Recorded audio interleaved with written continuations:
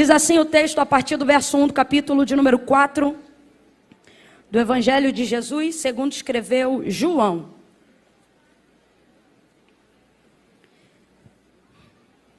Quando os fariseus ouviram que Jesus fazia e batizava mais discípulos do que João, se bem que Jesus não batizava, e sim os seus discípulos, ele deixou a Judeia e voltou outra vez para a Galileia. Vamos lá, gente, ele deixou e voltou outra vez para e era-lhe necessário passar por Samaria. E chegou, pois, a uma cidade samaritana chamada Sicar, perto das terras que Jacó dera a seu filho José.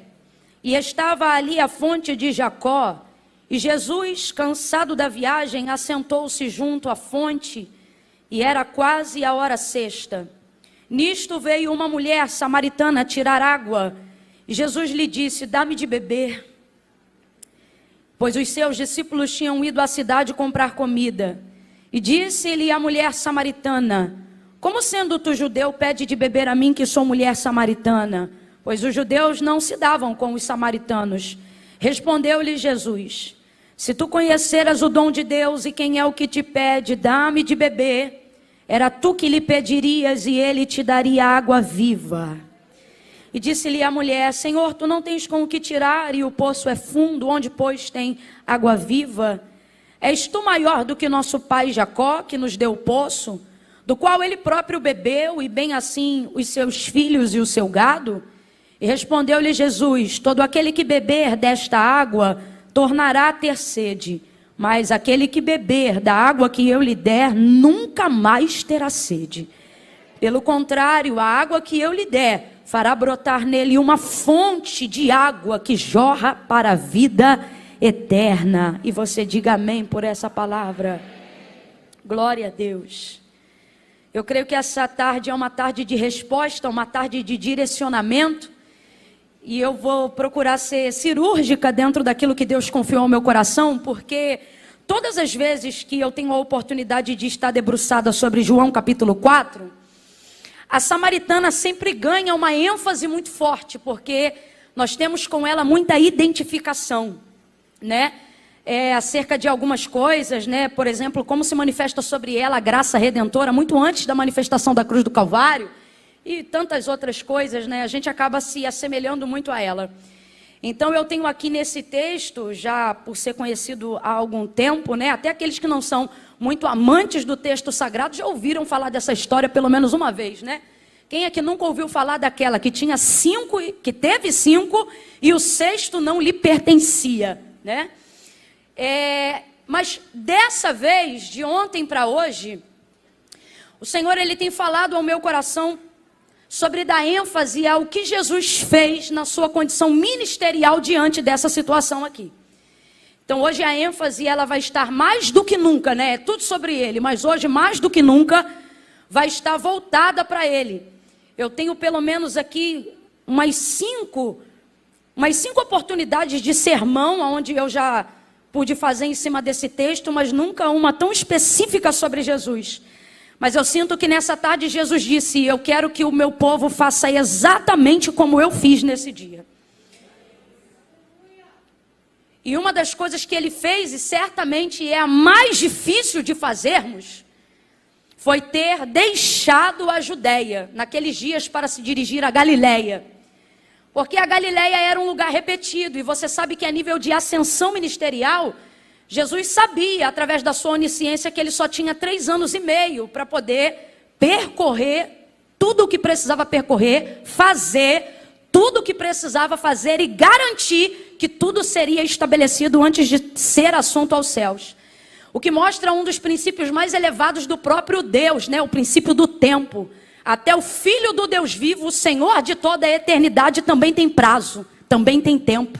Também se submete a isso, assim como seu pai fez, porque o Deus que poderia criar céus e terra, tudo que existe e o que há, dentro do tempo que quisesse fazer, o livro do Gênesis, independente do apontamento interpretativo, uma coisa é literal, o quê? Teve um tempo.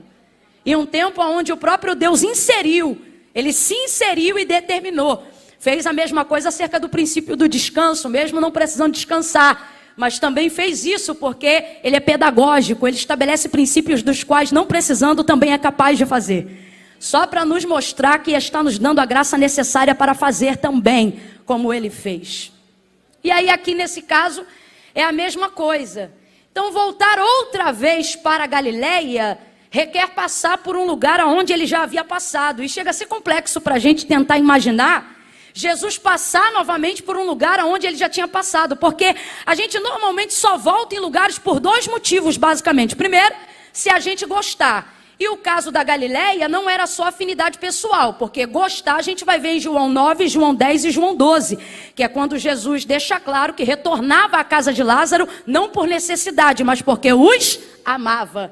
Afinidade pessoal. Tirando esse fato, a maioria dos outros lugares onde Jesus percorria, ele fazia isso com muita objetividade, tanto que, se ele estivesse em um lugar onde ele não pudesse frutificar, dentro daquilo que se propunha a ser feito naquele lugar, ele não ficava.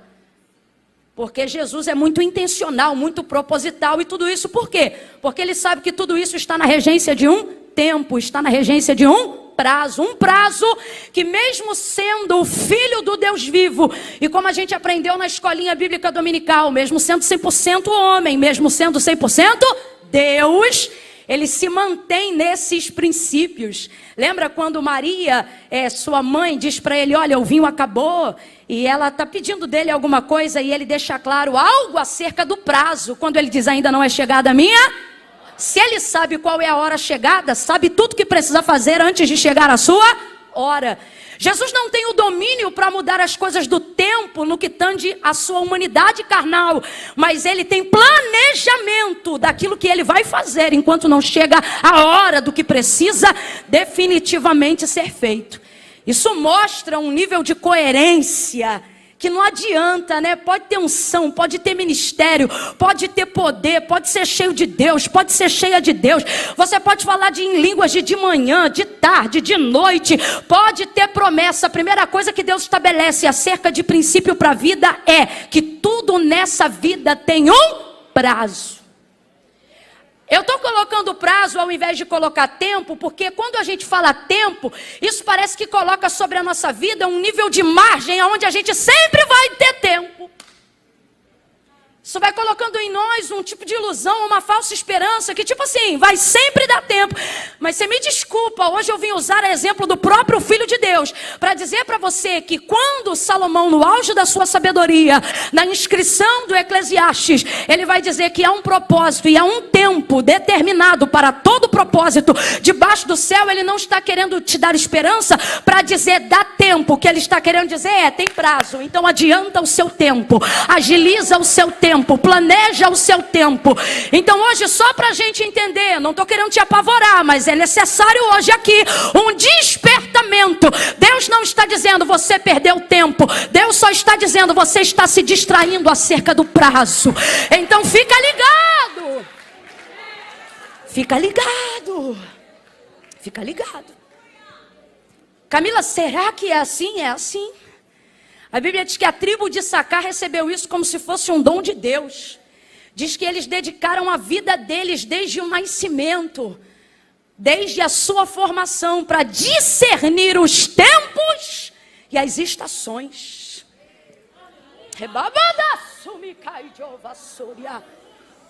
E isso dava para eles o quê? O que hoje é mais caro do que qualquer moeda, mesmo que nós estejamos falando de libra. O privilégio da informação antecipada. O privilégio da informação antecipada é o que há de mais caro. Irmão, se hoje eu disser o que vai acontecer na Ibovespa amanhã, a gente arrebenta com o mercado mundial hoje. Porque tudo que existe a nível de moeda, de troca, de venda, de política, de governo, está baseado em uma coisa. O que é informação privilegiada? E o que é informação privilegiada? É saber aonde está um tesouro? O que é informação privilegiada? É saber quanto vai custar o dólar daqui a 4 dias? Não. Informação privilegiada é ter acesso ao que às vezes eu sei que vai acontecer e mesmo assim eu sei que não posso mudar. Mas o fato de saber ainda que seja antecipadamente, que algo vai acontecer, mesmo que eu não possa mudar. Ou seja, às vezes eu não vou ter benefício em poder mudar uma coisa que eu sei que vai acontecer. Mas se eu souber que vai acontecer, eu posso não mudar o que é fatídico, mas posso me preparar para chegar pronto, para enfrentar, para trabalhar, para me planejar. E esta é a proposta do céu para a terra. Quando o Senhor diz, entra no teu quarto e ora, e você se perde no jornal, ficando com síndrome de pânico, pensamento acelerado, não por falta de substâncias neurais, mas por agonia, angústia da alma, porque a porta da ansiedade está aberta, dando legalidade para todo tipo de tormento emocional, e o Espírito diz, ora, ora. Ele não está dizendo, eu vou tomar o teu tempo. Ele também não está dizendo, eu vou orar, porque através da sua vida eu vou estabelecer a paz mundial. Também não, o que ele está dizendo é, entra no teu quarto que eu vou te informar com pelo menos um ano que vai aparecer no jornal de amanhã. E aí você vai estar pronto. Para quê? Para mudar tudo? Não, porque nem tudo Deus quer que eu saiba para que eu mude. Ele quer que eu saiba para que eu me comporte e chegue pronto. Porque quando eu chegar pronto, aí sim Ele vai me usar como referência para que outras pessoas façam aquilo que eu já estava preparada para fazer. Esta é a referência da igreja na terra. É isto que Deus tem com a gente. É isto que Deus tem pra gente. Como quem acelera, faça uma coisa que irrita qualquer pessoa que está subordinada a uma ordem. Camila, você vai irritar o irmão? Vou. Porque a irritação faz parte de quem precisa buscar disposição. Como quem irrita o colega do lado. Camila já falou que não pode tocar, não é para tocar não. Não tem nada que irrita mais uma pessoa do que você subordinar ela a algo que ela precisa fazer assim, ó. Vambora, vambora, vambora. Nada. Só que como a gente não pode tocar em ninguém hoje, a gente vai fazer isso. Vai dar umas 3 palminhas baixinho e vai dizer, bora minha filha. Bora, bora, bora. Havia. Porque Deus não está dizendo que você tem tempo para você se acomodar. Deus está dizendo que você tem tempo para você entender que chegou a hora do prazo. Chegou a hora do prazo. Chegou a hora de organizar as demandas da sua vida. Quem está entendendo o que Deus está falando, levante a sua mão e dê graças ao Senhor. Porque nesta tarde alguém pode pensar, foi lá para um culto, foi lá para um encontro. Eles não entendem que nós estamos há mais de 2000 anos nos reunindo aqui na terra, mesmo sabendo para onde a gente vai, não por dúvida de onde a gente quer chegar, mas a gente se reúne aqui. É consagração, o povo de Deus vem. É vigília, o povo de Deus vem. É culto à tarde, o povo de Deus vem. Por que, Camila? Informação privilegiada. Ah, meu Deus! É por isso que a gente está aqui, gente. Quem diz que adora a Deus, a despeito do que Ele faz, só por causa daquilo que Ele é, ainda não entendeu de verdade os propósitos de Deus. Quando você mal conhece Deus, já diz, eu adoro Ele pelo que Ele é. Isso é uma verdade filosófica, mas não é vivida. Porque a única maneira de você saber quem Deus é convivendo com aquilo que Ele faz. Todo mundo que eu conheço, que quis dar uma de filósofo, ao invés de dar uma de sincero, e querer servir a Deus só pelo que Ele era, antes de se identificar com as obras dele, não aguentou. Porque faltou experiência para identificar quem Ele era. É claro que depois de um tempo de maturidade, a gente aprende que aí já não é o que Ele faz. De fato e de verdade é por causa de quem Ele é. Mas a gente só chega nesse estágio depois de se relacionar com as suas obras. Por que que antes de Moisés morrer, quando ele ainda tinha a legislação sobre o povo, Deus diz para ele, Moisés, fala para o meu povo de tudo que eu fiz. De tudo que eu fiz. Fala tudo, faz uma lista. Aí Moisés escreveu. Deus não se deu por satisfeito. Falou, Moisés, vamos fazer o seguinte, Deuteronômio 32, compõe uma canção aí que eu vou te dar. Porque a canção vem para a memória. A harmonia, né? Traz o poder da memorização. Aí ele foi e escreveu uma canção. Tem uma composição, né? O último cântico de Moisés. E o último cântico dele? Ele só falou daquilo que Deus fez. Quando ele terminou de falar, Deus disse, ensina os filhos de Israel a cantarem isso aí. Eu quero que eles cantem isso aí. Se fosse os céticos teólogos dos dias de hoje, eles diriam, essa canção não é boa, porque só fala do que Deus faz. Tem que adorar Ele pelo que Ele é. E eu vejo Deus dizendo, fala para eles o que eu fiz. Ele não disse, fala para eles quem eu sou. Ele disse, fala para eles o que eu. Porque se eles souberem o que eu fiz, será consequência saber quem eu sou. Fala para eles do que eu fiz. E era assim que Deus era passado de geração em geração. Aleluia. Oh, aleluia. Aleluia. Quando você observa João 4, e eu sei que essa narrativa, ela é muito específica em João, porque tudo que João escreve é muito específico. Eu não sei se é porque João tem a autoestima mais definida. Ele mesmo fala de si no próprio livro, né? O discípulo a qual Jesus amava. Rapaz, esse aqui tem a identidade no lugar. Dá a impressão até que Jesus amava mais a ele do que qualquer outro. Mas não é. Jesus poderia até amar todos iguais, mas João identificava isso de uma forma que deixava ele bem resolvido. Discípulo a qual Jesus amava. Aí a gente diz, mas aonde que está escrito assim? Ora, no texto que ele escreveu. É ele mesmo que... E João, ele tem uma outra coisa diferente nos capítulos que ele determinou acerca da inscrição do Evangelho. Ele sempre usa, na maioria das vezes, independente da versão traduzida, a conjugação do verbo no gerúndio, que é o verbo continuativo, para a gente que entende de português, né? Porque João, ele tinha um prisma sobre Jesus, seja antes, durante ou depois, independente do tempo em que aquilo que ele está escrevendo acontecia. Ele tem essa visão continuativa. Por exemplo, João 11, quando fala da cura do cego de nascença, o texto diz assim, e via Jesus andando, e então viu um homem cego de nascença. Se você olhar tudo ali em João 9, você vai perceber, quando você lê a história, que você está lendo uma história do passado, mas quando você lê é como se ela estivesse acontecendo na hora que você está lendo. É o jeito de João transmitir no texto assim, olha, eu estou dizendo para vocês que ele curou, mas ele continua curando. Que ele salvou, mas ele continua salvando. Então eu dou muita atenção às coisas que João diz. Porque em outros evangelhos, mesmo os que tratam a mesma história e o mesmo contexto, eles se preocupam em ser mais detalhistas ao que aconteceu, né? Como se fosse um resumo, olha, estava assim e aconteceu assim. Estava assim e aconteceu assim. João não. João, ele normalmente traz a intenção por trás dos fatos. E por que então eu tenho um prisma diferente sobre a interpretação de João acerca da inscrição do Evangelho? Porque uma coisa é você chegar num restaurante e ter um cardápio. E você vai pedir a comida, mas cada chefe de cada restaurante vai cozinhar aquilo que você pediu do jeito dele. Quem está entendendo, diga amém. É diferente de quando você quer fazer essa comida em casa e você tem que pedir a receita. Você não vai comer só o prato, você vai pedir a receita. Quando eu olho para o jeito de João escrever o Evangelho, eu vejo que ele não diz só o que aconteceu, mas quando ele revela qual era a motivação ou a intenção de Jesus por trás do fato, é como se nas entrelinhas ele desse para a gente a receita, como quem diz assim, pode acontecer de novo. Se você entender a receita, porque quando você sabe cozinhar, você fica refém de quem cozinha? Não, se a pessoa está, você come. Se não tiver, você come também. Rapaz, a coisa é tão apertada, se a gente for usar o exemplo de cozinha, que se alguém fizer o que a gente faz, mas não fizer do jeito que a gente faz, a gente não come. Então, João, ele dá a receita da intenção.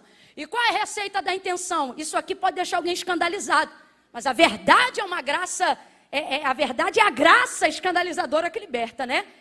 Por exemplo, o verso de número 3, de número 4, deixa claro que a motivação original, intencional, essencial de Jesus, ao passar por Samaria, não está ligada, por exemplo, à mesma alegria de quando ele queria ir à casa de Lázaro. Por quê? Porque não está ligado ao que ele sente, está ligado ao que ele sabe que precisa fazer. E aí muda tudo. Muda tudo. Uma coisa é você fazer o que sente, outra coisa é você fazer o que sabe. Tem coisa que você faz porque você sabe que tem que fazer, não significa que você está feliz fazendo. Quem aqui levanta 4 horas da manhã para trabalhar? Tem alguém aqui? 4 horas, está lá a serva do Senhor, a outra aqui, o varão lá. 4 horas da manhã. Irmão, 4 horas da manhã, eu não sei quanto tempo esse pessoal trabalha num tipo de trabalho onde esse é o horário que tem que levantar, mesmo que seja numa demanda do lar, né? Aí 4 horas, fala aí, irmã, tu levanta dizendo, 4 horas, maravilha! É assim, irmão, que tu levanta todo dia 4 horas da manhã? Eita glória! Alguém está feliz por quê? Porque levantei 4 horas da manhã. É assim, irmã? Não é nada? Mas levanta sempre que tem que levantar, né, irmã? É o quê? De segunda a sexta? De segunda a quarta? 24? Eita, Jesus, ajuda. Vamos fazer uma oração pela tua vida hoje. Não, mas vamos lá. Não dá para fazer isso o tempo todo alegre e feliz. Você perguntar, você é grata pelo emprego? Sou. Você é feliz com a ferramenta que Deus te deu? Sou. Agora, não dá, porque são coisas diferentes. Agora, mesmo assim, ela não deixa de fazer o que tem que fazer. Quando você não está afim, você levanta essa hora também, não levanta? E o dia que você não quer ir, você também levanta? E o dia que você dorme na noite anterior dizendo, amanhã eu vou arrumar uma desculpa. Mas quando você vê que só aceita o troço do SUS, aí você diz, vai demorar tanto que é a hora que eu já estou voltando do emprego. Aí desiste. Ah, irmão, já fui do proletariado muitos anos da vida, eu sei o que é. No dia que eu me senti um pouco mal, eu falei, tá ruim hoje, mas não estava acostumada ainda com a vida adulta. Aí eu falei, quer saber? Vou ligar para chefe. Chefe, ó, não estou bem não. Ela, tá bom, minha filha, vai para o hospital. Eu falei, vou. Só que, ó, a gente só aceita do SUS, tá? Porque às vezes sabe como é que é? Eu falei, tá bom. Rapaz, entrei na fila 9 horas da manhã, 2 horas da tarde fui atendida, 3h30 consegui o medicamento, 4h30 era o horário que eu largava do serviço. Aí da outra vez que eu levantei, não fiquei boa, não estava legal. Eu falei, ai, vou trabalhar. E o Eduardo disse assim, mas você não está bem. Eu falei, rapaz, mas se pegar a receita é pior. Eu vou me embora, pegar o atestado, né? Aí você aprende a fazer as coisas que você não quer fazer, mas faz porque você precisa. Agora vamos um pouco mais além da maturidade. Nem tudo que você faz só porque precisa, porque existem pessoas que saíram do estágio da necessidade. Diga glória a Deus. É quando você entende que de fato e de verdade você não é obrigado a nada. Mas quem chega a essa constatação? Quem aprende a fazer o que deve, não só o que sente. É gente de responsabilidade a quem Deus confia um nível de refrigério, de largueza opcional. Aonde ele sabe que essa pessoa vai ter responsabilidade. Para quê, Camila? Para continuar fazendo coisas que às vezes não gosta, mas fará porque deve ser feito. Quando você vê João dizendo, e era-lhe necessário passar por Samaria, o que João está deixando muito claro é que a motivação de Jesus a passar por Samaria, ela não é uma motivação super, vai ser uma cruzada incrível, ou que maravilha, vou tomar o cafezinho de Marta. Não mostra aqui afinidade pessoal, não há relação de Jesus pessoal por afinidade ou ministerial com a terra dos samaritanos. Por quê? Porque de verdade, os samaritanos subentendem-se como a terra dos errados. Não, Camila, mas eles só eram, quem fazia isso eram os judeus. Não, Jesus deixa claro que a razão estava com os judeus e que o erro estava com eles. Na hora da confissão do pecado dela, quando ela pensa que está diante de um profeta, e então Jesus está prestes a dizer que na verdade, mais que um profeta, ele é o filho do Deus vivo, ela já fica chocada e temerosa, mas para bem, não é para mal não. Porque não é porque está na terra de errados que não presta. O problema de estar na terra dos errados, não é que os errados não sabem que estão errados, é que eles estão errados, só não sabem como se consertar. Porque o pecado ele é assim, ele te mostra a porta de entrada, quando você quer sair, tu não vê porta nenhuma. É mais ou menos Samaria. Quem são os samaritanos? Eles estão errados porque quem perverteu a lei foram eles.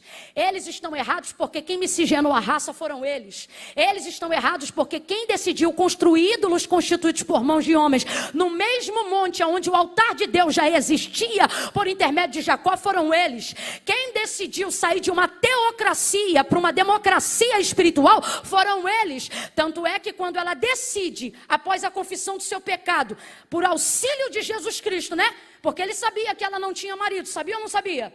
Sabia ou não sabia? Mas Jesus é assim, quando ele é bom, mas quando ele é terrível, ele é melhor ainda. Ele disse assim, traze-me aqui o teu marido, e ele sabia ou não sabia? Tem coisas que Jesus pergunta pra gente que ele já sabe, ele só pergunta que é pra gente saber. Porque tem situação que a gente está que a gente não se enxerga. Aí ela diz, eu não tenho marido. Ela acabou de confessar que era peguete de um cara, que era de outra mulher. Acabou. Agora eu vou te perguntar, isso que ela falou é bonito? Isso que ela falou é bonito? Mas Jesus olha para ela e diz, disseste bem. Tem hora que dá um...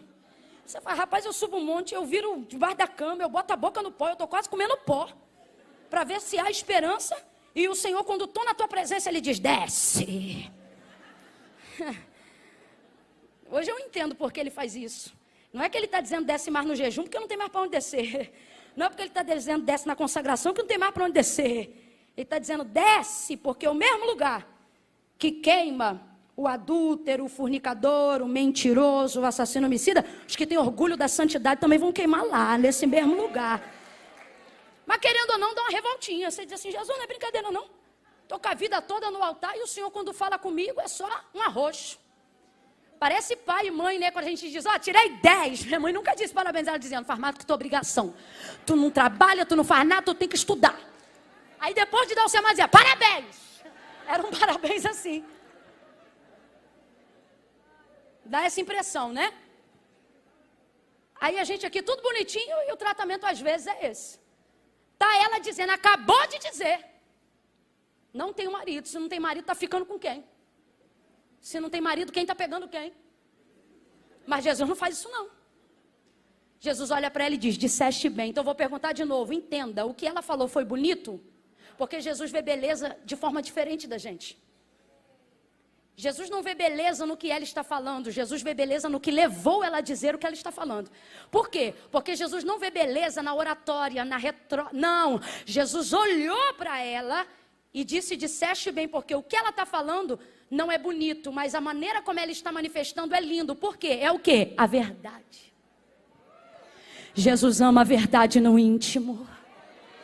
Quando a verdade é manifestada, seja por uma confissão, um pedido de perdão, ou a verdade sobre um pecado, parece que tudo de podre que tem na gente perde o foco, e ele olha só para a verdade, e ao invés de dizer miserável, ele diz amado. Disseste bem. Nesse contexto, quando ele diz disseste bem, olha isso, gente. Ela percebe que está diante de alguém que ela julga ser um profeta, mas é o filho do Deus vivo. Aí Jesus deixa algo muito claro para ela. Quando ela diz assim, aonde é que se deve adorar? Volta a fita, rebobina para entender isso aqui. Nessa cultura ocidental nossa, a gente acha que adorar é vir para o culto, levantar a mão e dar glória. Mas a manifestação de adoração, desde o dia em que Deus constituiu a adoração no deserto, depois da libertação do seu povo do Egito, a adoração em todo significado, seja no Antigo ou no Novo Testamento, ela revela entrega, ela revela sacrifício. Por isso o Senhor dizia na prestação de culto no tabernáculo ou de adoração no deserto, Moisés, deixa claro que ninguém do povo se apresente diante de mim com as mãos. Aí lá na lei do levirato ou em toda a junção de Levítico, ele vai dar a instrução de quanto cada um deveria entregar, em que condição, de acordo com o seu pecado. Por exemplo, se alguém tivesse um pecado X, aí ele dizia, leve 2 bodes. Se fosse ações de graça, ele dizia, 1 ovelha. Se fosse consagração de filho, 1 bezerro ou 2 pombinhas. Vai estipulando de acordo com a necessidade de cada um. Quem está ouvindo até aqui, diga amém. Porque a adoração em toda manifestação bíblica não tem a ver, nunca teve, nunca terá com glória a Deus, aleluia ou liturgia oriental. Tem a ver com entrega. Por isso Davi já conhecia a liturgia, o ritual, mas mesmo assim se sentia vazio depois do pecado de Betseba. Ele não ofereceu nenhum bezerro nem 2 não, foi uma matança aquele dia. Depois do que ele fez com Betseba, ele fez tudo o que podia para através dos ritos, da entrega e da oferta, olha isso, estou falando de Antigo Testamento, para conseguir fazer Deus se voltar novamente para ele de novo, para ter restituído a alegria da salvação. Mas aí ele vai escrever um pouco mais à frente, e ali ele fala da decepção dele, do arrependimento verdadeiro dele, não quando escreve o 51, mas quando capítulos mais à frente, ou melhor, salmos mais à frente, ele diz assim, tu não te comprases em ofertas, porque se assim fosse, mais holocaustos eu te daria. Agora, ó tempo, eu sei que para ti um espírito quebrantado e um coração contrito não desprezarás, ó Deus. Agora ele trouxe a oferta certa. Por quê? Porque a adoração não tem a ver com ritual litúrgico. A adoração não tem a ver com finanças. Mas Camila, envolve tudo isso se você tiver a intenção certa. É isso que Deus está olhando. Se eu pudesse falar isso aqui, a grosso modo eu diria, Deus ama a oferta, mas só se a oferta falar do ofertante. Se não falar, para ele não é nada. E aí dentro desse contexto, para você entender o que está aqui no capítulo 4, quando ela se percebe, quando ela nota, que está diante de uma situação de pecado confessado, e acredita que está diante ou de um profeta, ou de um sacerdote, seja o que for, de um judeu a quem ela considera superior a ela. E por quê? Porque todo samaritano sabe que está na condição do erro. E quando você está na condição do erro, o outro pode não ser um nada, mas se ele tiver certo, ele tem autoridade sobre você. Aí, parece que ela sai da conversa, mas ela não sai da conversa não. Ela diz assim, aonde é que se deve adorar? Se você olhar com a visão ocidental, você diz assim, lá, ficou sem graça. Jesus acabou de dizer, tu tiveste 5 e o 6 que tu tem não é teu marido. Aí ela diz, onde é que se deve adorar? Fica parecendo que ela saiu da conversa. Tipo assim, tem um culto por aqui, deu uma de crente. Porque não sei se tu já percebeu, crente é assim. Tu entrar no teu prédio ou no escritório, a pessoa achar que tu é crente, ela começa a cantar um hino do nada. Só para tu ver que ele é crente. Aí ela, quem olha a grosso modo, pensa assim, ficou sem graça, tentou fugir da conversa. Não. Porque o pior não é saber o que eu tenho que fazer depois que o pecado é confessado. O pior é confessar. Depois que eu confesso, irmão, o que eu tenho que fazer vira fichinha. A pior prisão do pecado, você pensa assim, ó, eu não posso falar por causa disso, por causa daquilo. Exatamente, porque o pior, na verdade, é falar. Depois que você fala que desaba tudo, aí tu começa a construir de novo. É a parte mais difícil. Falar. Então, quando ela percebe que está diante da oportunidade de ser livre dessa cadeia, não, ela não foge da conversa, ela entra dizendo, aonde é que se deve adorar? Vou traduzir, aonde eu levo oferta para expiação desse pecado que eu acabei de confessar. Nas entrelinhas, olha o que ela está dizendo, como é que eu resolvo isso aqui, profeta? Ela não está com medo não, ela está dizendo, tá bom, já falei, estou no rolo, agora eu quero resolver. Por quê? Ela está deixando claro que na verdade ela sempre sabe que está errada, só que ela não tem como resolver, e ela diz, por quê? Olha o que ela diz, porque assim, eu levo essa oferta no templo ou no monte, porque ela jura, ela tem certeza, que Jesus vai olhar para ela e vai dizer assim, no templo, para ela poder dizer, mas você sabe que no templo a gente não entra, né? Porque vocês não deixam. Ela jura que vai dizer isso. É um jeito dela dizer, falei, não tenho vergonha, é isso mesmo, e não se mete na minha vida. Porque vocês dizem que a gente está errado, mas não dizem como a gente tem que se consertar. E tem uma cambada de pregador assim. Uma cambada de pastor. Cambada, Camila, cambada, que isso não é povo. Toda mensagem que visa apontar o erro de alguém deve mostrar onde está a porta de saída. Deve mostrar onde está o lugar do conserto. Se vai apontar alguém para dizer que está errado, então ensina o caminho de onde está o certo. Porque senão você só buga a cabeça da pessoa. Aí ao invés de ficar só errado, fica errado e doido. Aí ela diz assim, onde se deve adorar? No templo ou no monte? Só que ele vem com algo que ela não imaginava. Porque Jesus tem um poder de sintetizar coisa complexa que deixa a gente pirado. Lembra do episódio? O povo vem com a lei, traz a mulher adúltera, pega no ato. Rapaz, aquilo era para bugar, imersão teológica, a gente ia ficar doido. E agora? E agora? A gente ia dizer, o culto volta aqui daqui a pouco, a gente vai estudar esse caso. Não, Jesus não. Jesus pega a situação mais louca e complexa que podia acontecer em cima da hora. Ó, tá aqui, ó. Pega no ato. Moisés disse, aí traz a lei para respaldar. Rapaz, Jesus pega um troço que não está na lei, mas tem respaldo tanto como se fosse a lei. E ele sai da situação em 5 minutos. Que 60 segundos. Ele olha para ela, está a lei, está o ato. A síntese dele. Quem não tem pecado, atire a primeira pedra. Acabou a imersão teológica de Jesus. Resolveu na hora. Deu-lhe um seminário, bugou a mente de todo mundo, vai todo mundo para casa estudar. Rapaz, ele falou, mas está errado. É certo, não sei. Ele olha para ela, João 4, e diz assim, tu sabes que a salvação vem dos judeus. Então quem está errado? Obrigado, ainda bem que tu estava aqui. Vamos lá, gente. Jesus está deixando claro que se o lugar certo do concerto é no templo em Jerusalém, significa que os samaritanos estão errados. Estão errados. Não é um julgamento, é uma constatação. Não precisa ficar preocupado com isso. Tu sabes que a salvação vem dos judeus, entre linhas, tradução. Jesus está dizendo, tu sabes que se tu quisesse levar oferta para expiação desse pecado, a única forma de ser liberada era num altar legítimo, por um sacerdote legítimo. E esses aí só estão aonde? No templo em Jerusalém. Mas como é que uma samaritana vai entrar em Jerusalém, gente? Não entra. Eu imagino ela preparando já o fôlego para argumentar, e ele deixando claro, dizendo: tu sabes que a salvação vem dos judeus. Ele está dizendo, você sabe que vocês estão errados. Só que ele termina sintetizando, dizendo assim: nem no templo, nem no monte.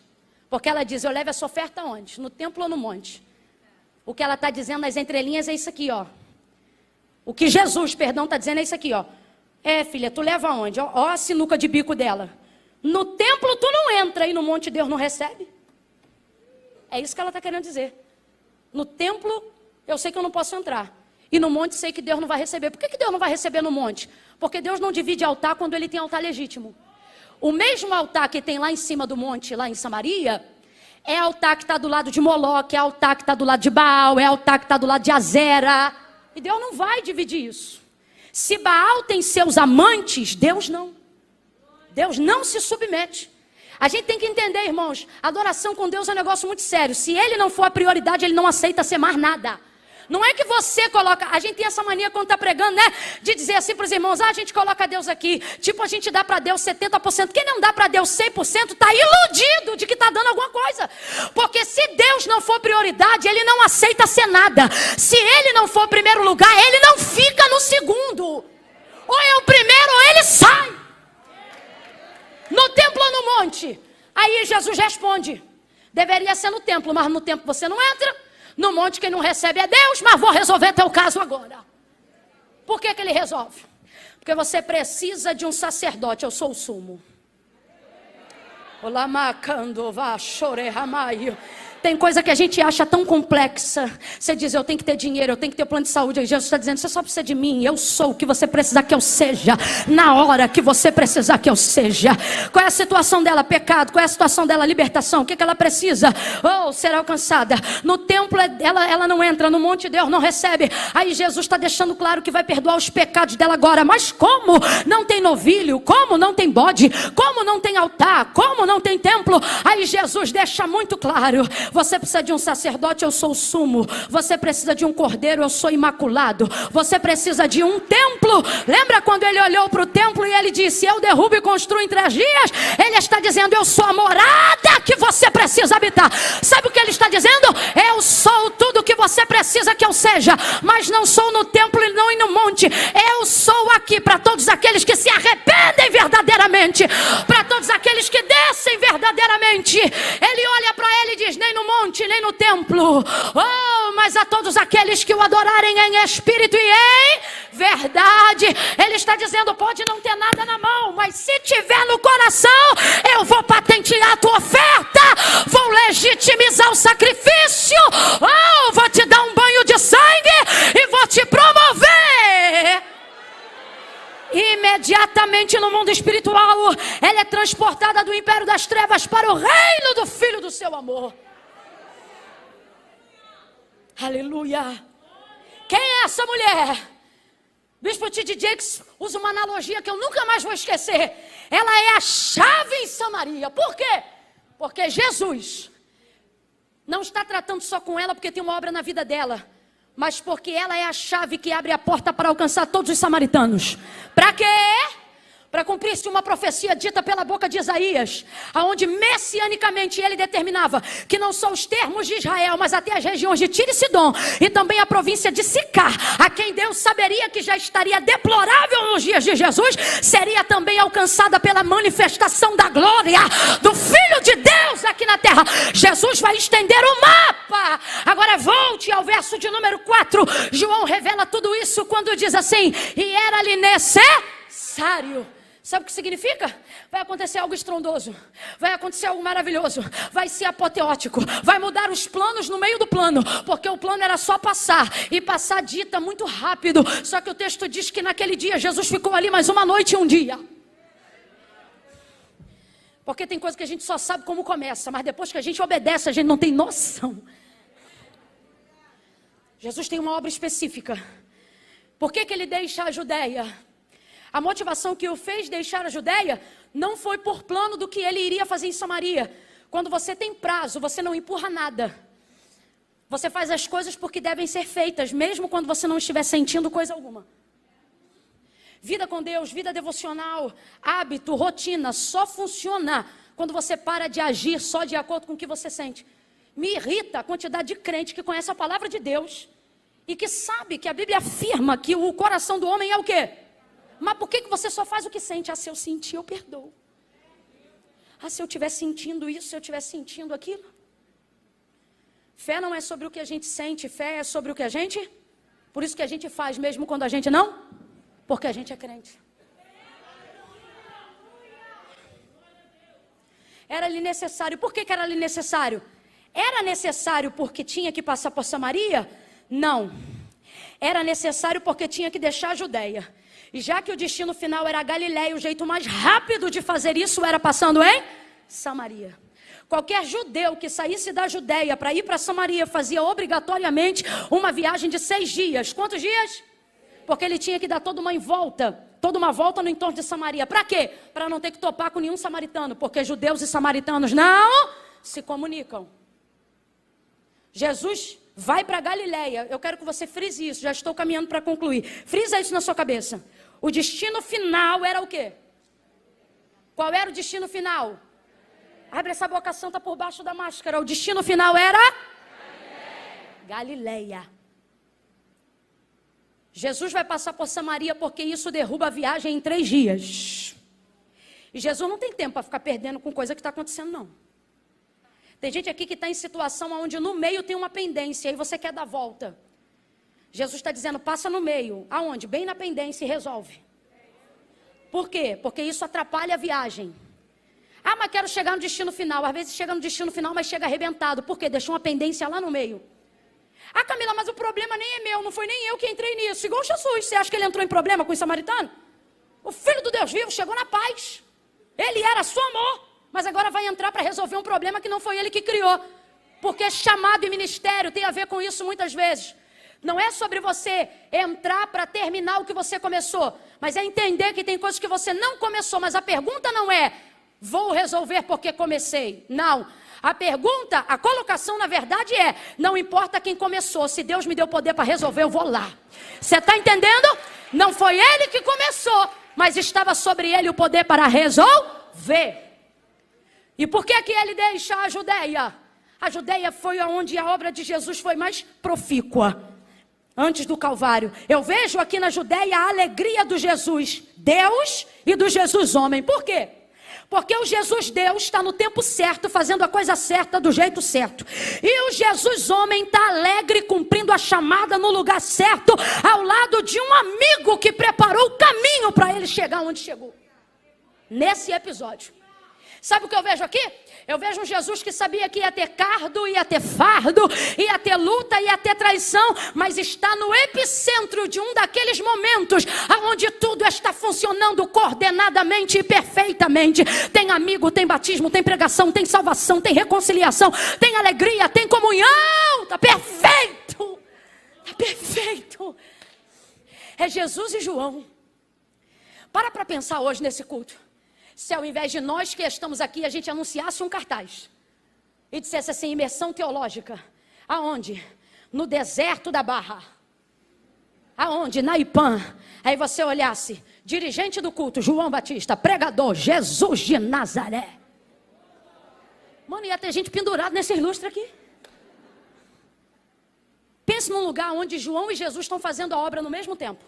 Do mesmo jeito, com a mesma força, com o mesmo dinamismo. É por isso que o termo que a Bíblia usa, que a palavra de Deus define, é que havia no deserto uma multidão a perder de vista.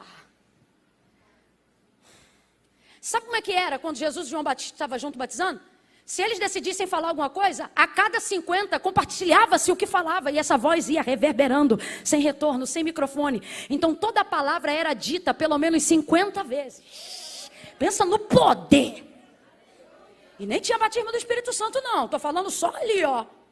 texto diz que não eram poucos, mas eram muitos que batizavam aquele dia.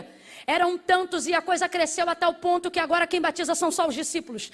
Porque Jesus não batizava ninguém. Só que quando o povo, os sacerdotes, os sumos sacerdotes, os fariseus, começaram a saber do que estava acontecendo no deserto da Judeia, eles começaram a trazer um espírito faccioso de disputa, que sai aonde? Que sai no valor quantitativo e não no mérito igualitário da glória de Deus. Olha o que eles diziam. Os fariseus, quando ouviram que Jesus fazia e batizava mais discípulos do que João, olha isso, o texto é claro, Jesus nem batizava, mas a desgraça da fofoca vem logo depois do espírito faccioso. Se tiver facção, tem divisão. Se tiver divisão, a fofoca entra na hora. Que é o comparativo, é o valor, é a guerra. E isso não podia acontecer com a obra. Escuta o que eu vou lhe dizer. Quem começou isso aqui foi João. Deus não quebra princípio de honra, mesmo sendo a glória dele. Aquele que não usurpou sendo igual a Deus, mesmo sendo, mas desceu. Você acha que ele vai ter problema no deserto da Judeia? Vai nada, irmão. Quando ele vê que a facção entra, a primeira coisa que ele faz é... Agora, foi João que levantou a facção? São os discípulos que estão de contenda? Não, quem é que está falando o que está falando? Só que ele sai antes de disseminar. Quem tem maturidade não dá tempo para o diabo agir. Quem tem maturidade faz o que precisa ser feito antes de ver o que está para acontecer. Informação privilegiada, acesso, você vê além antes de acontecer. Olha isso. A coisa estava dando tão certo e estava tudo tão bem, que imediatamente, não é coincidência, analise o texto e você vai ver que não é coincidência, imediatamente ao saber disso, ele vai deixar a Judeia. Por quê? Porque tem coisa que para continuar boa, você tem que saber a hora de sair. Tem coisa que para continuar funcionando, você tem que saber a hora de tirar o teu pé. Aquilo que foi bendito ao entrar, só vai ser bendito ao sair, se você souber a hora de... Jesus preservou a obra. E se eu fosse falar isso aqui num linguajar bem crentez, sabe o que eu diria? Quem sabe para que foi chamado não disputa. Quem sabe para quem foi chamado não se submete a entrar em facções. Deus está liberando esta palavra sobre nós nesta tarde para dizer: quem tem conversa de facção é fariseu. Por quê? Porque quem não faz nada tem tempo para medir o que o outro está fazendo. Mas quem está ocupado na obra não tem. Levante a sua mão. Todo espírito faccioso que tentou entrar na minha mente, na tua e no nosso coração, hoje a gente denuncia no mundo espiritual em luz. Fariseu não vai governar nosso ministério. Importa que ele cresça e que eu diminua. Importa que ele apareça. É maior o nome de Jesus Cristo do que o nosso. Deixa ele brilhar. Ele deixou. Oh, aleluia. Deixou.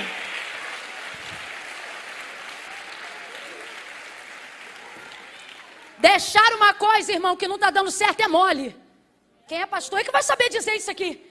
Eles entram pelas portas assim: Deus mandou eu vir aqui. Soprou um ventinho. Ó, Deus mandou eu sair. Eita, mas esse Deus que tu serve é de confusão, hein? Não sabe que hora entra, não sabe que hora sai. Agora, quem tem maturidade, irmão, é quando a coisa tá boa. Eita. Porque Deus tem essas coisas. Tu tá no maior ventão. Tu diz: Deus, eu vou sair. Ele diz: fica. Quando vai tudo pro lugar e tu nem se lembra mais da crise, aí você diz assim: ei, maravilha, eu vou ficar. Ele diz: agora pega tuas coisas e sai. Deus é assim. Ouça isso. É fácil sair quando tu tá dando errado. Difícil é você sair com a popularidade em alta. Rapaz, o deserto da Judeia está pipocando. A campanha de João é a melhor de todas. Qual é, Camila? É do carro, é da casa? Não, ele larga o aço, fala de arrependimento, o povo batiza. É um troço fora do comum. Você sabe que, se eu fosse falar grosso modo, a religião do judeu não tem, porque a religião dele é étnica. Então pensa num lugar onde você pode batizar as pessoas e elas serem regeneradas na hora, porque não precisam ser preparadas. No sentido de que assim, não vai preparar para batizar. Ele olhava, cria, batizar, porque o cara já está com aquilo ali na cabeça desde novo. já saía dali pronto. Imagina tu batizar um fariseu ou um pecador e levantar já um pregador, vai. Você batiza, tá pronto. Rapaz, era muito poder, era muita glória. A coisa estava indo tão bem, indo tão bem, tão bem, tão bem. Só que começou a entrar isso. Qual era o comentário na cidade? Que Jesus fazia e batizava. Olha a conversa, fazia e batizava. Camila, mas é verdade? É verdade. Só que tem uma parte que não é verdade, que é a que ele diz que batiza. E independente se for verdade, qual é o problema? A motivação com que é dita. É nisso que muita gente começa a ter uma humildade falsa. É quando você não se torna um mentiroso, mas você fala a verdade com a intenção errada. É o caso do fariseu. Aí o texto diz que ele deixa. E Deus me trouxe hoje aqui, foi nisso que eu disse que tinha que ser cirúrgica, para obedecer o comando do Senhor. Tem áreas na sua vida que a facção entrou, e o Senhor está dizendo que você está dobrando o joelho para entrar no território, para rasgar, para tomar posse. E Deus está dizendo, e se eu te disser que a decisão mais coerente é você tão somente deixar? Não estou falando de casamento, não estou falando de filho, porque Deus não quebra princípio. Ok? Estou falando de situações onde tem alguém disputando a tua vaidade, onde você está se sentindo suscetível a descer a um nível que não é teu, porque está contaminado com a disputa. Aí ele está dizendo, se a situação é essa, e eu friso o si com toda força, se a situação é essa, deixa. Mas vale aqui um adendo para as solteiras. Se o cara te trata como opção, você nunca deveria ser a escolha dele. Você nunca deveria escolhê-lo. Ai, porque a fulana gosta, mas eu vi primeiro. Deixa. Deixa.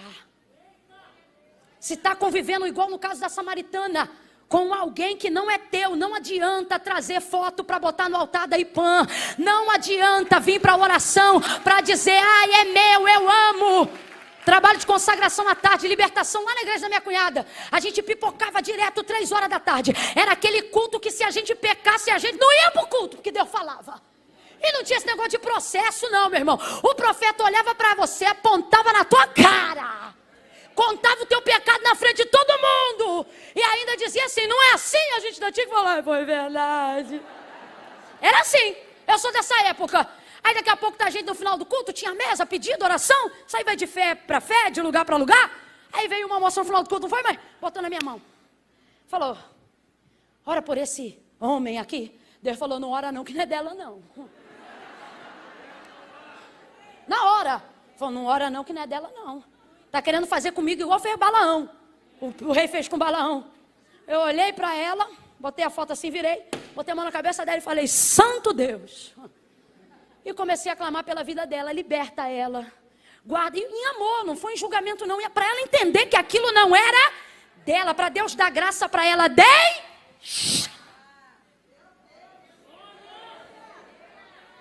Deixou? Aconteceu nesse dia um negócio que eu nunca mais esqueci, era a única foto que ela tinha na Bíblia, ela foi-se embora e não lembrou de pegar a foto de volta, a foto ficou lá, no cesto de oração, nunca mais. E não é porque, não, ela foi-se embora, nunca mais foi na igreja, não fez mais a campanha, esqueceu da foto. Parece essa aqui. Quando você entende o prazo e a vontade de Deus para a tua vida, aquilo que era prioridade muda de lugar. Não é o ponto principal, mas vale a pena o comentário. A mulher chega com um cântaro, ela quer água, briga para não dar água. Jesus não precisa de água, mas pede água. No final ele não bebe água, ela não puxa água. Todo mundo está saciado sem tomar um gole d'água. Ela reclama, vai ouvindo, ela reclama porque não queria dar para ele o cântaro, porque judeus e samaritanos não se comunicam. Ele estava disposto a beber do cântaro dela, mas do cântaro dela ninguém bebe. Porque se judeu não me dá moral, também não vou dar moral para judeu. No final das contas, não puxa água, ninguém toma água, ninguém bebe água, está todo mundo satisfeito, e o texto diz que ela larga o cântaro. E entra na cidade sem cântaro.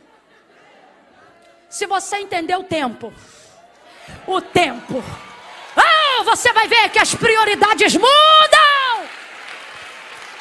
Que o que agora parece importante, que o que agora parece que é tudo na sua vida, Jesus reputa a nada, se você entender a sua hora e o seu tempo. Deixou a Judeia, Camila, mas a obra estava muito boa, e para continuar boa ele teve que deixar. Fale aí, para continuar boa ele teve que deixar. É isso aí que Deus está dizendo para algumas pessoas aqui. Se você não gravou nada do que eu falei em todos esses tanto de minuto, Deus está dizendo para você, se você sabe o que é, deixe hoje. Deixe aqui agora. Deixe no melhor lugar onde você pode deixar algo. Deixe no altar do Senhor. Deixou. Deixou para ir para onde? Vou me rasgar todinha. Ana, ora por mim. Deixou onde, gente? Deixou tudo lá na Judéia. Para ir para onde, gente? Para onde? Galileia. Mas aconteceu tanta coisa em Samaria, que a impressão que a gente tem é que ele deixou a Judéia para ir para... É porque eu frisei a Galileia, mas se eu te pego desprevenido, tu diz Samaria. É.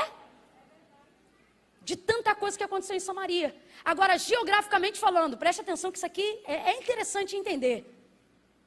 Sabe o que é Galileia? A Galileia está na região norte. Judéia, subentende-se sul. Samaria, nessa linha geográfica, representa justamente o lugar do meio. Então, olha que bacana. O lugar que Jesus está indo representa o norte. Quem já teve uma mãe brava? Aleluia. Já deve ter ouvido pelo menos uma vez na vida, ou um pai dizer assim, toma um rumo para a tua vida, toma um norte. Tua vida precisa de um norte. Porque norte é rumo. Aonde a bússola fica travada quando você quer uma direção? Ela define qualquer lugar a partir do norte. Que é o alinhamento. Então preste atenção. Jesus está indo para o... Atualmente ele está no sul. E Samaria está justamente no centro. Sul, aqui. Vamos lá. Sul aqui. Ah, não, vou botar o azeite no norte. Norte aqui. Sul aqui. Samaria. Bem no meio. Jesus, água viva. Ele está aqui. Ele está indo para onde? Isso. E agora ele está onde? Então ele quer chegar aqui. Esse é o destino final. Completa aí, galera. Esse é o destino final. Mas no meio tem a terra dos errados, que é o centro, que é Samaria. Tu acha que é coincidência ela está justamente no... É ruim, hein? Toda pendência sempre está no meio. Sempre. Quisera que as pendências fossem no final. Ah, já cheguei mesmo? Ah, a gente não resolvia era nada. Mas Deus bota as pendências bem aonde? O que acontecia naquela época? Para o judeu não passar aqui, ele pegava a montanha de Samaria. Chegava. Quando chegava? Quem já ouviu falar sobre a parábola do samaritano? Historicamente, sabe no que ela é baseada? Nesse trajeto. Aonde os judeus tinham que fazer isso para não topar com os... O que acontece na parábola com aquele que é ajudado por um samaritano? O que acontece? Ele foi espancado, assaltado. Por quê? Porque o trajeto é longo demais, arriscado demais. Não é um trajeto geográfico próprio. Essa trilha foi criada para fugir. Geograficamente falando, ela não deveria existir. Aí, o que acontecia? Pra gente que viaja direto, tô doida, tô sentindo uma unção de Deus aqui. Jesus vai alinhar. 2021 é tempo de alinhamento, de convergência. Teu ministério vai andar, tua família vai andar. Eu estou profetizando, quem crê recebe. Oh, teus negócios vão andar, tuas finanças vão andar. Tem alguém sentado aqui dizendo, Camila, não quero dinheiro, não quero nada, eu quero viver a vida espiritual que eu vim buscar. Recebe, tua vida espiritual vai andar como nunca. Deus vai arrebentar com os atalhos do caminho. Você vai ganhar tempo, você vai ficar cansado pelos motivos certos.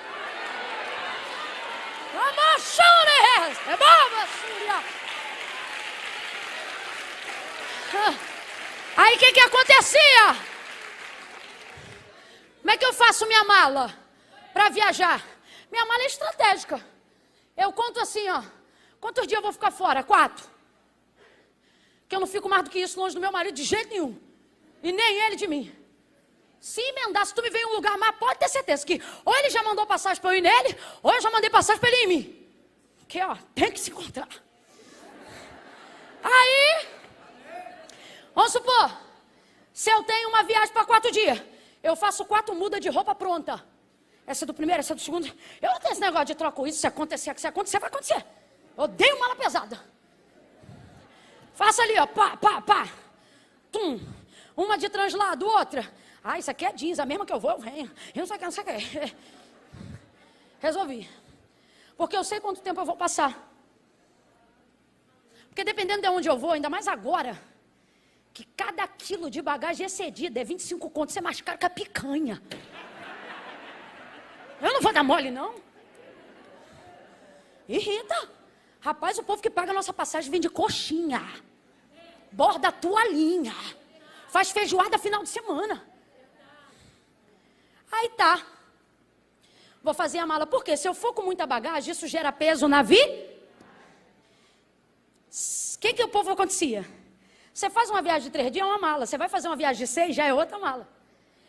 Aí um monte de nômade aqui no deserto, porque aquela região é de nômade. Quem é o nômade?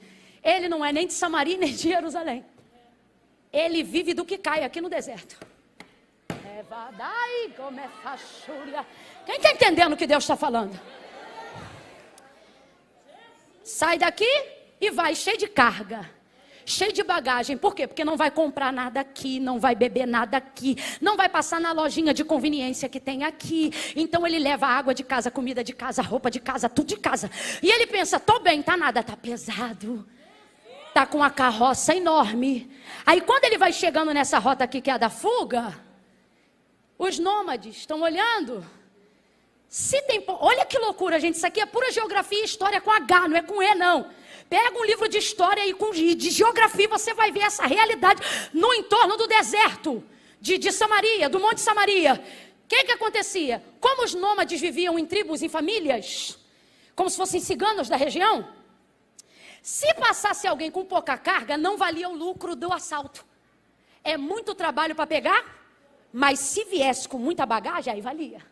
Vamos arrebentar, vamos matar, vamos enterrar. Por quê? Porque tem muita carga. Quando você sai de Jerusalém, porque Jesus foi claro, ficai em até que do alto seja revestido de poder. Ele não quer que você saia de Jerusalém com bagagem, ele quer que você saia de Jerusalém com... Se não tiver poder, não sai. Porque o caminho não é mole. Se fazendo o caminho certo, já dá B.O. Você imagina pegando a rota mais longa. Tem gente fazendo a rota longa. Aí, Camila, e daí? Chega, às vezes não. Às vezes vive, às vezes morre. Às vezes é assaltado, às vezes é espancado, às vezes é surrado. Mas vamos lá, vamos supor que... Vamos falar dos que chegam. Chega, mas chega tão cansado. Quando chega? Chega tão arrebentado. Quando chega? Chega tão moído. Quando chega? Que não tem força para celebrar porque chegou. Eu vou falar bem rasgado, para todo mundo entender. Tem pregador que chega, mas chega sem família. Chega sem paz, chega sem alegria. Tem cantor que chega, mas chega com tanta pendência no meio, que ele pode estar lá em cima, mas não representa mais nada. Deixou tanto rolo no meio, que não chega. Que chega, mas não significa mais nada. Ninguém me contou não, quando eu era ainda muito nova na fé, eu compreendi isso nos cultos de visita. Quando a gente ia para o culto de visita anular a ação de graça de fulano. Não é ação de graça, eu nem sabia que fulano estava na prova. Ah, maravilha, glória a Deus, vamos lá cantar a vitória da irmã. Quando chegava lá, todo mundo alegre, feliz, tinha bolo, tinha refrigerante, tinha tudo de gostoso. E no final, a irmã, o irmão triste. Aí um dia eu cheguei para um, disse assim, por que você está triste? Se Deus fez, se Deus salvou, se Deus curou, se Deus isso, se Deus aquilo. Ai, que eu estou tão cansado, porque foi muito difícil chegar aqui. Falei, Jesus, que lugar é esse que o Senhor quer levar a gente, que no final a gente chega tão doído que não vale mais a pena ter chegado? Aí o Senhor falou para mim, é porque o lugar de chegada fui eu que idealizei, mas o caminho, quem fez foi Ele. Então volta aqui nessa rota que você vai entender. Dá para chegar por aqui? Dá, mas quando chega, sabe-se lá como chega. Agora Jesus não tem tempo para isso não. São só 3 anos e meio. Você sabia que no livro das 100 maiores personalidades conhecidas no Brasil, ele ocupa o 3º lugar? Se eu te contar quem está na frente dele, primeiro, Como é que é o nome daquele Oh, meu Deus. O profeta, o nome do profeta, que fala o profeta? Muhammad, primeiro. Maomé, obrigada, acertou. Dá no mesmo, acertou também. Porque, sobretudo quando a pesquisa foi feita em 2010, era uma realidade mais presente do que nunca no mundo. Segundo lugar, Camila, Pelé. Aí, terceiro lugar, Jesus. Porque está falando de gente conhecida, né? Gente que está na boca e na mente de todo mundo. A época do Islã está no terceiro lugar. Tava, né? Não sei como é que está hoje. Hoje não acredito que está não, gente. Mas vamos voltar para o fato aqui. Ele não tem tempo para isso.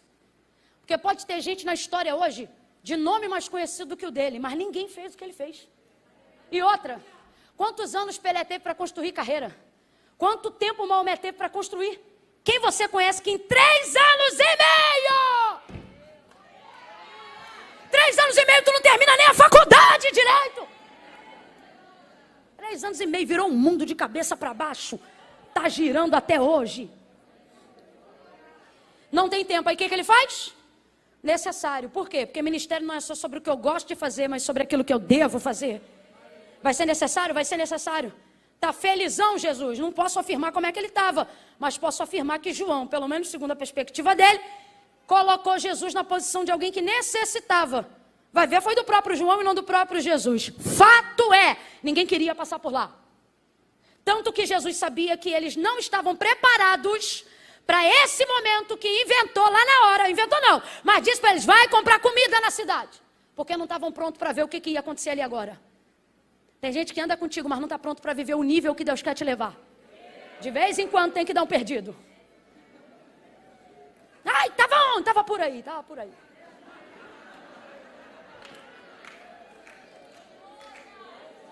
Quando eles voltam não.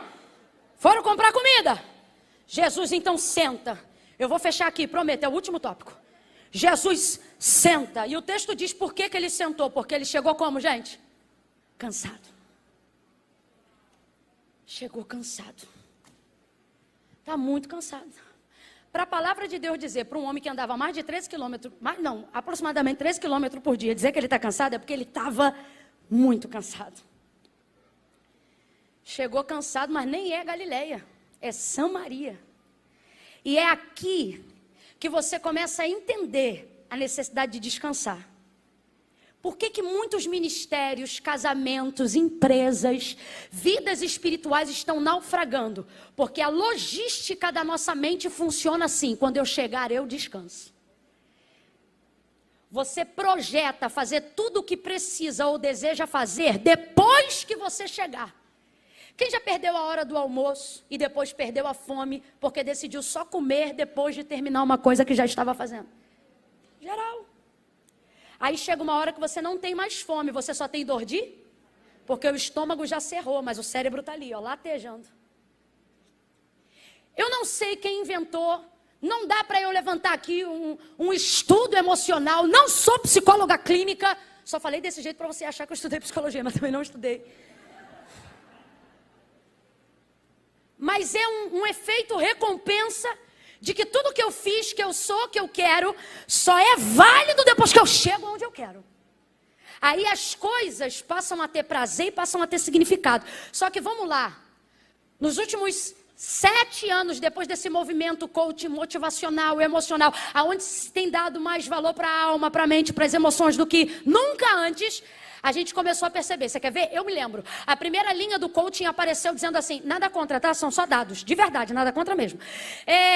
Na primeira linha foi assim, sucesso, coisa sobrenatural. A gente lotava os ginásios para quê? Para aprender um método que não conhecia, uma coisa que a gente não tinha ideia. Para quê? Para a gente arrebentar nas vendas, para a gente ter sucesso na empresa, para a gente ser feliz. De 3 anos para cá, mudou.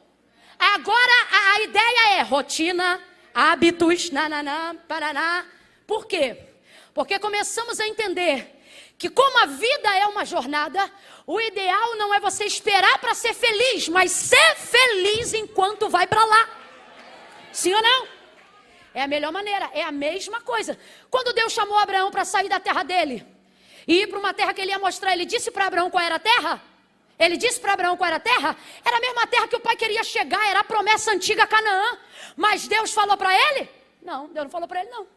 Porque para Deus não importava necessariamente aonde ele ia chegar, mas importava o jeito que ele ia fazer a viagem. Tudo que Deus tem para cumprir na nossa vida, Ele pode fazer cumprir do dia para a noite. Quem está entendendo, diga amém. E por que Deus não faz? Porque Ele não está preparado para nos dar? Ou porque nós não estamos preparados para receber? Agora, Camila, esse não receber significa que nesse intervalo de tempo, Deus tem que me provar, me humilhar. Nada disso. Sai desse misticismo religioso desgraçado. De que para ser profeta tem que ser pobre. De que quanto mais de Deus, menos dente na boca tem que ter. De que para ser vaso não pode ser assim ou assado. Sai disso. Isso é misticismo religioso. O que Deus deixa claro é que nesse intervalo de tempo, você vai poder desenvolver com Ele o que nós chamamos humanamente de relacionamento. Camila, mas Deus ama a todos igualmente. Há alguma coisa que eu possa fazer para que Deus me ame mais? Não. Há alguma coisa que eu deixe de fazer para que Deus me ame mais? Também não. Deus vai amar do mesmo jeito. Porque isso não tem a ver de como Deus se relaciona com nós. Isso tem a ver de como nós.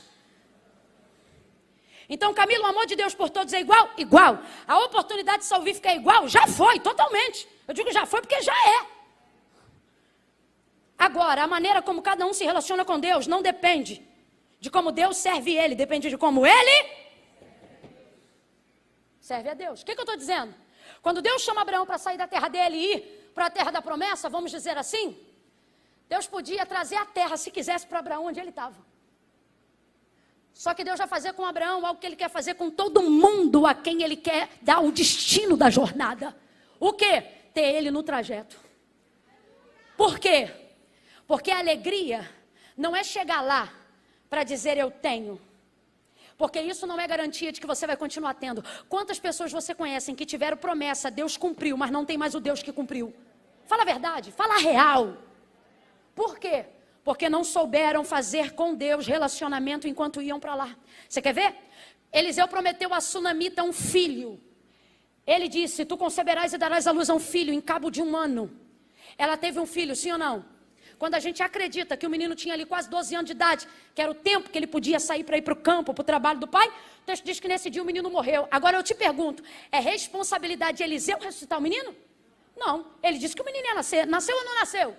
Viveu ou não viveu? Mas quando o menino morreu, ela foi atrás do homem de Deus. Agora eu vou te perguntar de novo, ele tinha obrigação de ressuscitar Eliseu? Perdão, o menino tinha obrigação? Não, mas ele ressuscitou sim ou não? Sim ou não? Porque isso ali não tinha a ver com a promessa, tinha a ver com um relacionamento de mais de 15 anos. Ele entrando, comendo, vivendo ali com ela, com o esposo, com a família. Olha como é que relacionamento com Deus é importante.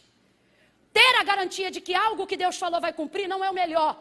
O melhor é saber que Ele vai me dar manutenção, jeito de administrar. Porque se tudo que Deus promete pra gente é maior do que a gente, porque não fala sobre a nossa capacidade, fala sobre a dele, significa que eu por mim mesma não tenho condições de gerir nada que veio de Deus pra mim, não tenho. Humanamente falando, não. Quantos ministérios sucumbiram debaixo da própria glória? Quantos sucumbiram debaixo da própria sabedoria? Fala aí, minha professora que está aqui com a gente. Quantas pessoas sucumbiram debaixo da própria genialidade?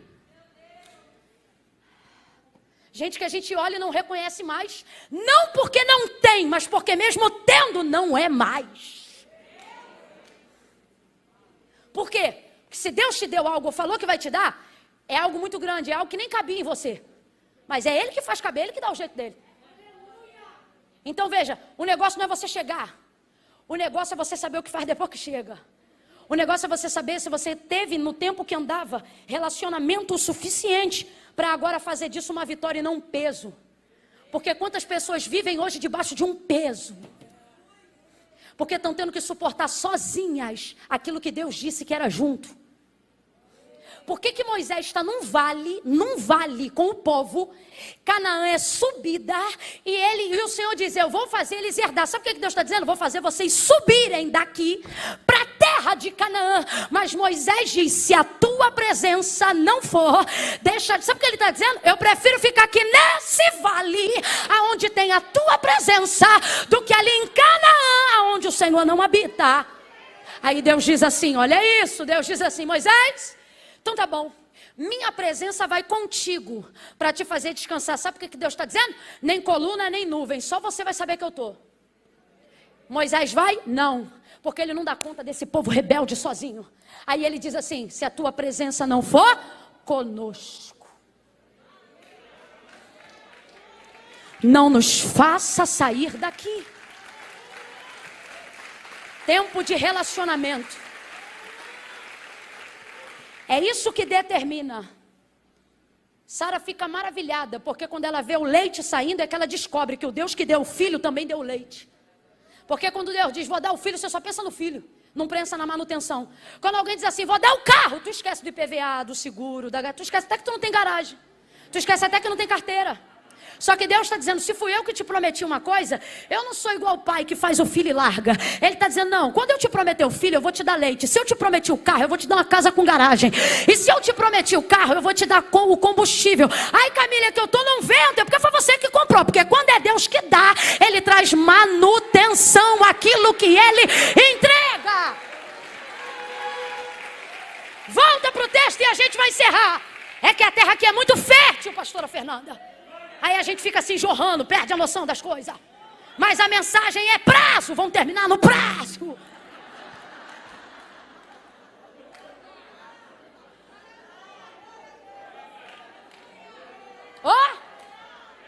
Sai da Judeia, destino final, Galileia.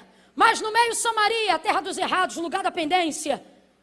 Mas se Deus quer que eu passe por aqui, não importa o problema que tem aqui, não importa quem começou, o que importa é que aquilo que Ele me confiou tem condições de resolver. Mas por que a gente deixa as pendências no meio? Porque a gente acha que elas são maiores do que realmente são. Vamos lá. O objetivo de Jesus, alcançar toda a Samaria. Estamos falando de uma? Não, estamos falando de milhares de milhares. E Jesus vai a milhares de milhares? Não, porque Ele chega no meio cansado. Mas quando você está na rota certa, no caminho que Deus deu para você, até no seu descanso você produz. O texto diz que ele chegou ali como? Cansado. Vamos lá para a gente seguir junto? Chegou ali como? Que obra de Deus cansa, irmão. Cansa. Mas isso não significa que é ruim. Está na hora de você aprender isso. Cansaço se tornou uma palavra pejorativa, quando na verdade ela deveria ser consequência de um resultado. A gente faz tudo que não deve e diz, ai, foi cansaço. Ai, que eu estou cansado. Realmente é. Mas o problema é que você provavelmente, para sentir-se assim, está cansando pelos motivos errados.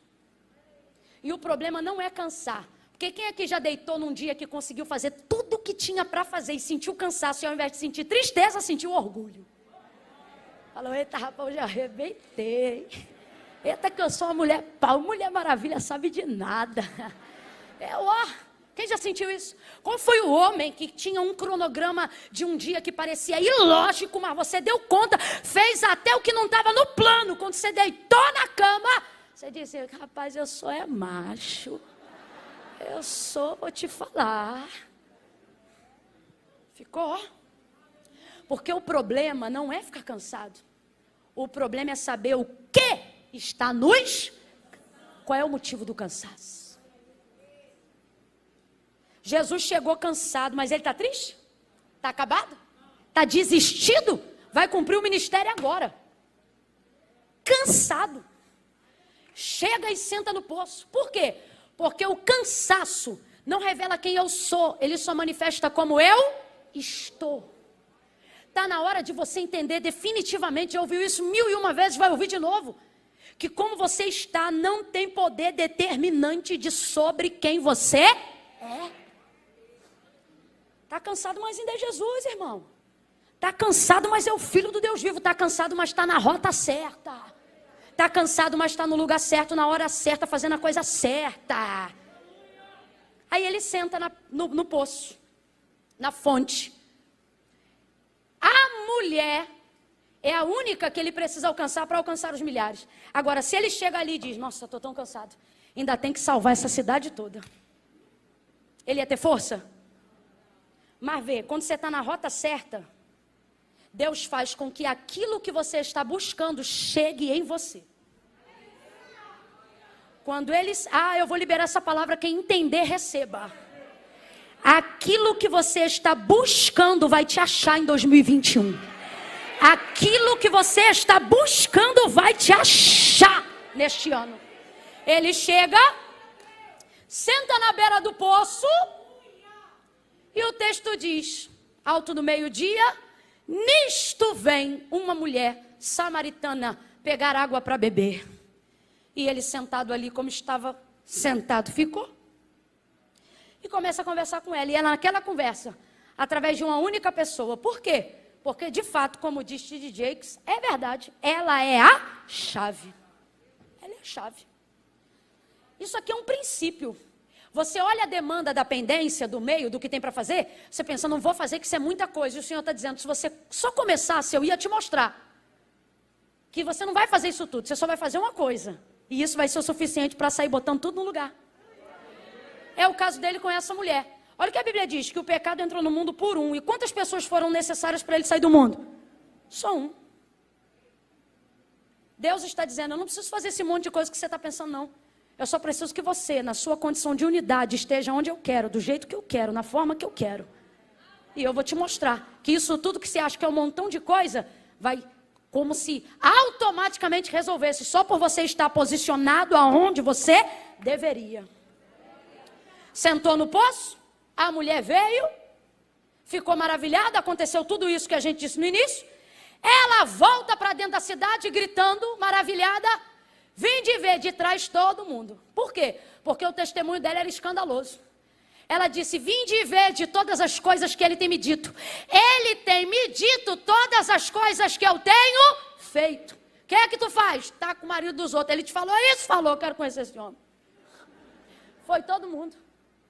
Todo mundo chegou lá, sentado no poço como ele estava sentado ficou, ministrou uma palavra, ficaram apaixonados por ele, perdoou todo mundo, estendeu-se na cidade, salvação foi proclamada, a glória de Deus se manifestou naquele lugar. Quando ele disse, vou sair, disseram, não vai não. Fica mais um dia, come com a gente, janta com a gente. Aquilo que era inóspito, se ele não vigia, ele chamava de lá. De tão bom que ficou.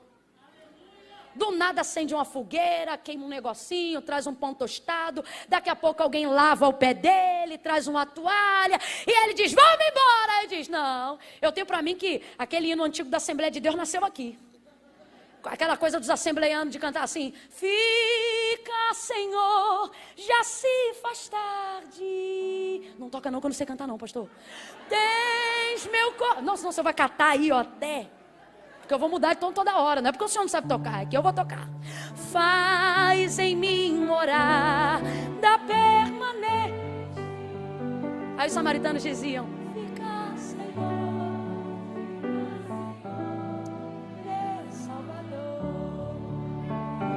Você que é músico bom, faz até quem não canta cantar.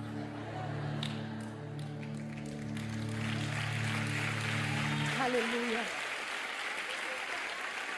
Aleluia.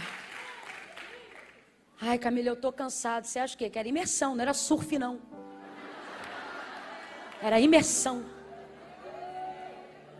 A Bíblia diz que quando o corpo está cansado é porque a alma já abasteceu o suficiente. Salomão diz isso. Quando ele diz que o estudo é enfado da carne, significa que quando aqui cansou, é porque aqui dentro já tem o suficiente para armazenar. Olha isso, gente. Pode continuar tocando, pastor, para a gente terminar junto. Que eu estou me achando com o senhor tocando aí.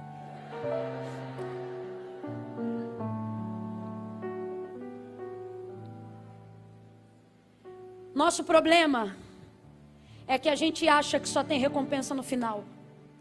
Só tem vitória no final. Só tem honra no final. Só tem milagre no final. E o Senhor está deixando claro hoje aqui.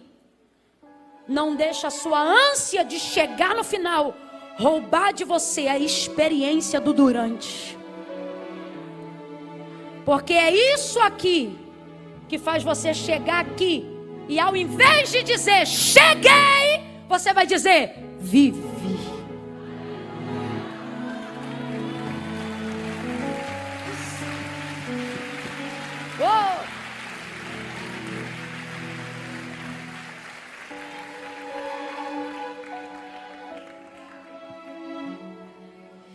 O lugar que você imagina ser inóspito para Jesus foi o lugar que ele encontrou o descanso. Preste atenção.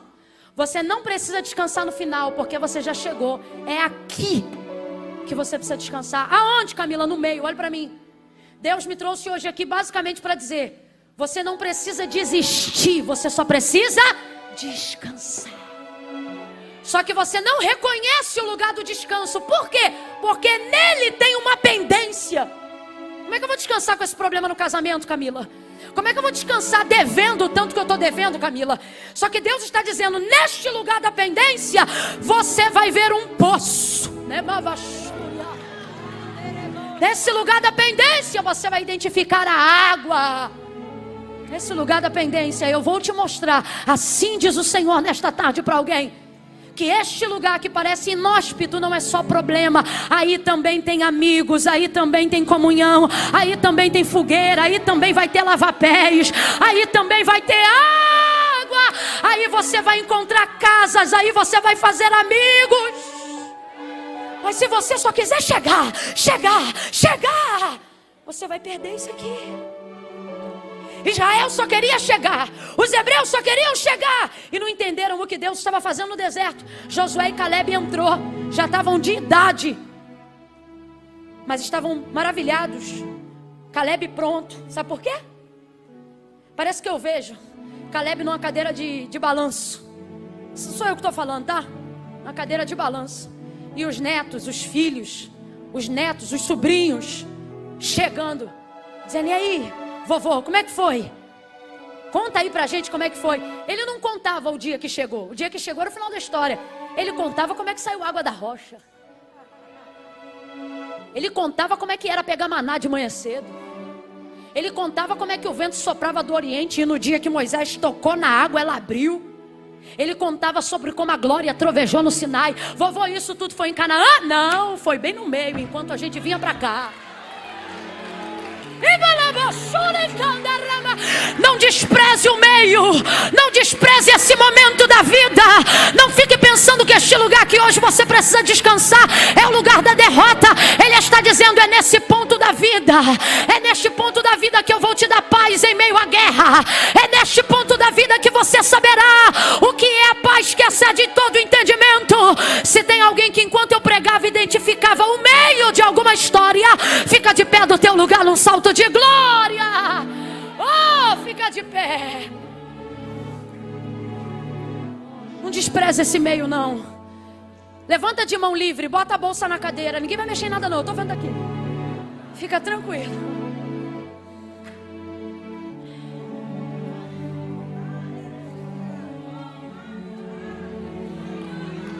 Aleluia. Aleluia. Pode tocar, pastor, porque as águas que entraram naquela mulher estão se movendo nessa tarde.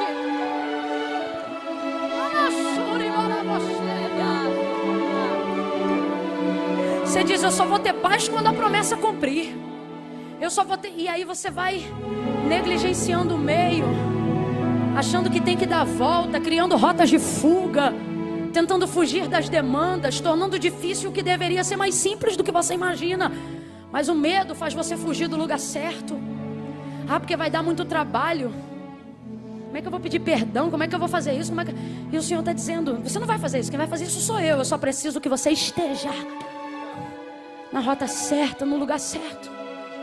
Veja, Jesus não foi até eles, eles foram até Jesus. Mas eles iriam até Jesus se Jesus estivesse em Jerusalém? Não poderiam. Aí Jesus passou lá, e isso foi o suficiente. Você acha que esse lugar do meio, você tem que evitar ele, porque ele é o lugar da tua derrocata. É o lugar que vão te acusar, é o lugar que você vai ter problema, discussão, dissensão. Afinal é terra de errados. Só que o Senhor está dizendo: não, nesse lugar do meio você vai ser tratado de um jeito que você vai ver que na terra dos errados, quando você está no tempo certo, até o que era para dar errado, dá certo. Mas não dá volta. Não acha que porque você está no tempo, você tem todo o tempo. Palavra de norte hoje aqui, para quem está indo para Galileia, é essa: você tem um prazo. Não negligencie isso. Se posicione corretamente aonde Deus quer que você esteja. Não trate o meio como se fosse o fim. Você vai passar. Você não vai ficar. Mas também não se acomode no meio só porque já resolveu. Não é o lugar de destino final, é o lugar de... Chegue. Como é que Jesus chegou, hein? Na Galileia, pronto. Para pregar, para fazer o que tinha para fazer. Por quê? Porque ele abasteceu no meio. O meio é esse lugar, aonde você às vezes pensa que vai se abater, e é o lugar do abastecimento. É o lugar que vai te dar autoridade para chegar aonde você tem que chegar. Então hoje não desperdice essa fonte. Feche os teus olhos, curva a sua cabeça. Eu vou orar por todas as pessoas que estão aqui agora. Em seguida, para não criar aglomeração no altar, eu vou contar de 1 a 3. Quando eu disser 3, quem estiver aqui nessa tarde e estiver afastado, da onde, Camila? Do meio. Que meio? O centro da vontade de Deus. Quem estiver aqui na tarde deste dia e estiver afastado dos caminhos do Senhor, distante do que Deus tem para você, hoje é tarde de reconciliação. Ah, Camila, não, mas é que é imersão teológica, alguém está pensando. E o Senhor está dizendo, tem gente que está afastado, mas veio porque ainda ama a minha palavra, ainda conhece o meu nome. O Senhor está dizendo isso para alguém hoje aqui. Fecha os olhos, fecha os olhos. Aproveite esse tempo que você tem aí agora para dizer, Senhor, me ajuda a descansar no meio, a entender que eu não tenho que chegar para descansar. O Senhor é meu refrigério agora. O Senhor vai me dar autoridade para resolver pendências de hoje. Fala para Ele a verdade. Diz, Deus, eu não quero mais fugir. Tem gente aqui fugindo da tese da faculdade porque é complexa. Tem gente aqui trancando matrícula porque não conseguiu se adequar no primeiro trimestre. Tem gente aqui dizendo, eu acho que eu vou me divorciar porque está muito difícil. E o Senhor está dizendo, não, é apenas o meio. Fecha os teus olhos aí. Tem gente aqui que está dizendo, o ministério parece que está estacionado. E o Senhor está dizendo, ei, não está estacionado porque parou. Está estacionado para você entender que é a hora que você descansa. De olhos fechados não abra os olhos, só me ouça. Às vezes Deus vai limitar o teu potencial. Às vezes Deus vai permitir um cansaço sobre a sua vida. Não porque Ele quer te parar, mas é a única forma de você entender que precisa estacionar e beber um pouco de água.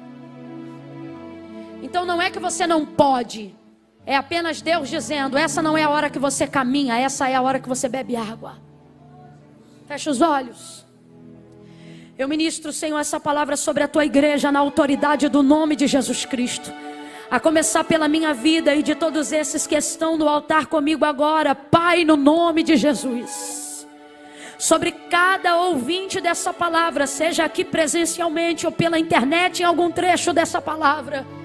Alcança-nos, ó Deus, com o entendimento completo daquilo que tu queres falar ao coração de cada um hoje aqui. Que não venhamos negligenciar mais o meio. Que não venhamos mais fugir das demandas, nem por medo, nem por preguiça. Mas que a partir de hoje possamos entrar no prazo. Possamos estar alinhados com o tempo do Senhor para a nossa vida. Possamos nos alegrar muito antes. Alegrar no meio, deixar o que precisa ser deixado e se alegrar enquanto caminhamos, enquanto te louvamos, enquanto trabalhamos. Porque, Pai, nessa tarde, mais do que a vaidade de dizer cheguei, hoje nós queremos a alegria de ao chegar dizer vivi. Vivi, fiz amigos, vi milagres, fui perdoada, perdoei, vivi.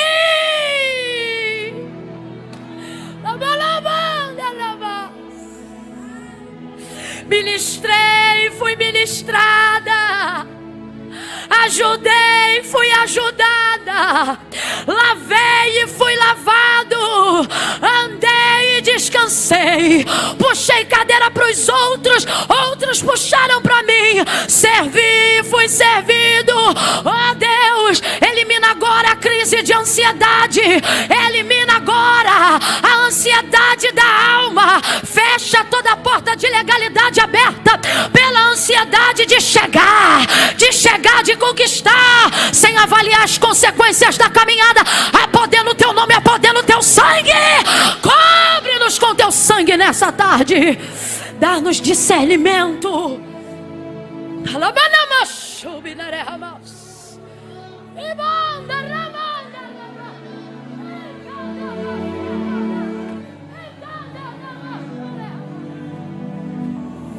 Para viver a vida que o Senhor quer que nós vivamos, enquanto estamos vivendo-a. Em nome de Jesus, visita lares aqui, famílias.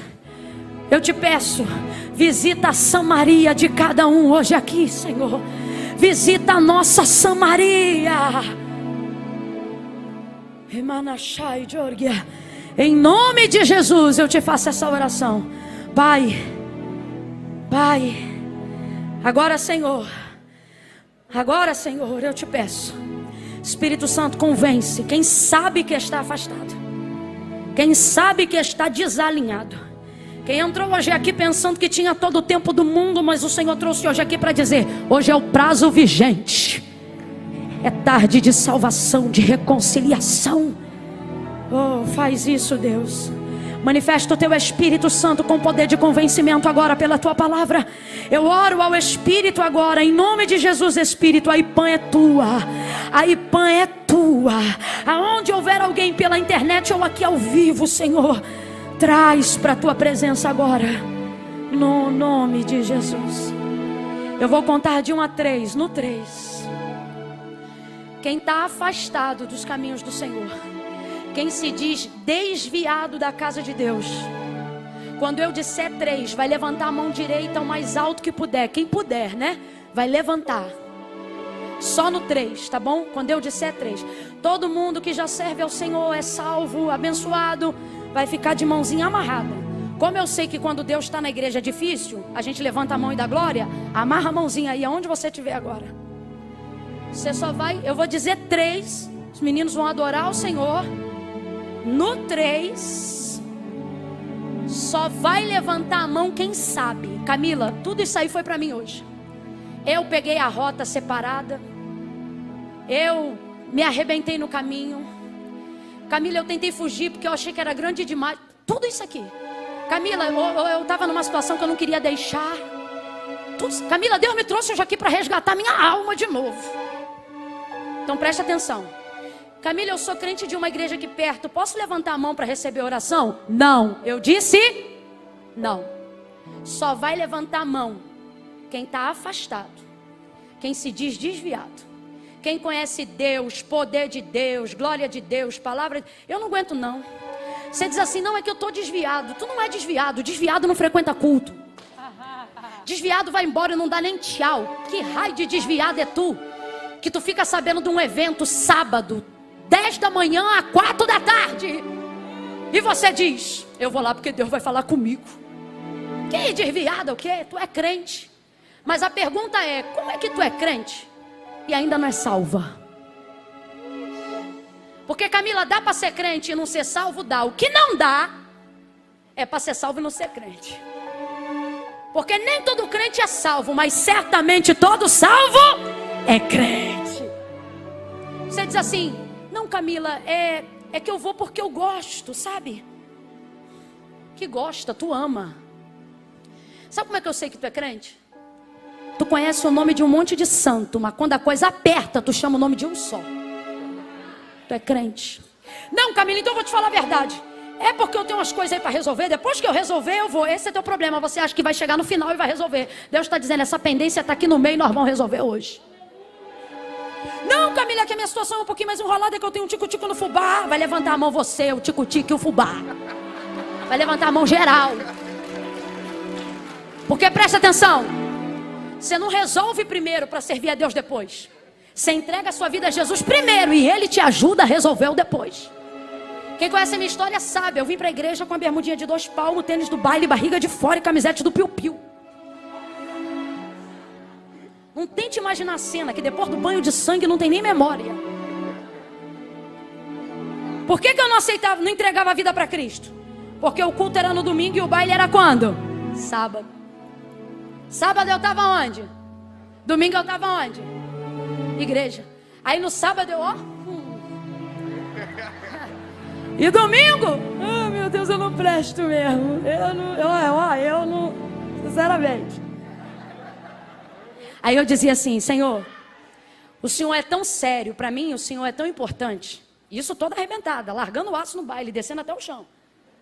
Eu dizia, Senhor, é que eu te acho tão santo, que eu não tenho coragem de entregar minha vida para o Senhor assim. Primeiro eu vou largar o baile. Quando eu largar o baile, eu vou fazer uma aliança contigo. E eu largava o baile? Não. Porque eu sempre dizia, quando eu largar o baile, eu vou para Cristo. Quando eu largar o baile, eu vou para Cristo.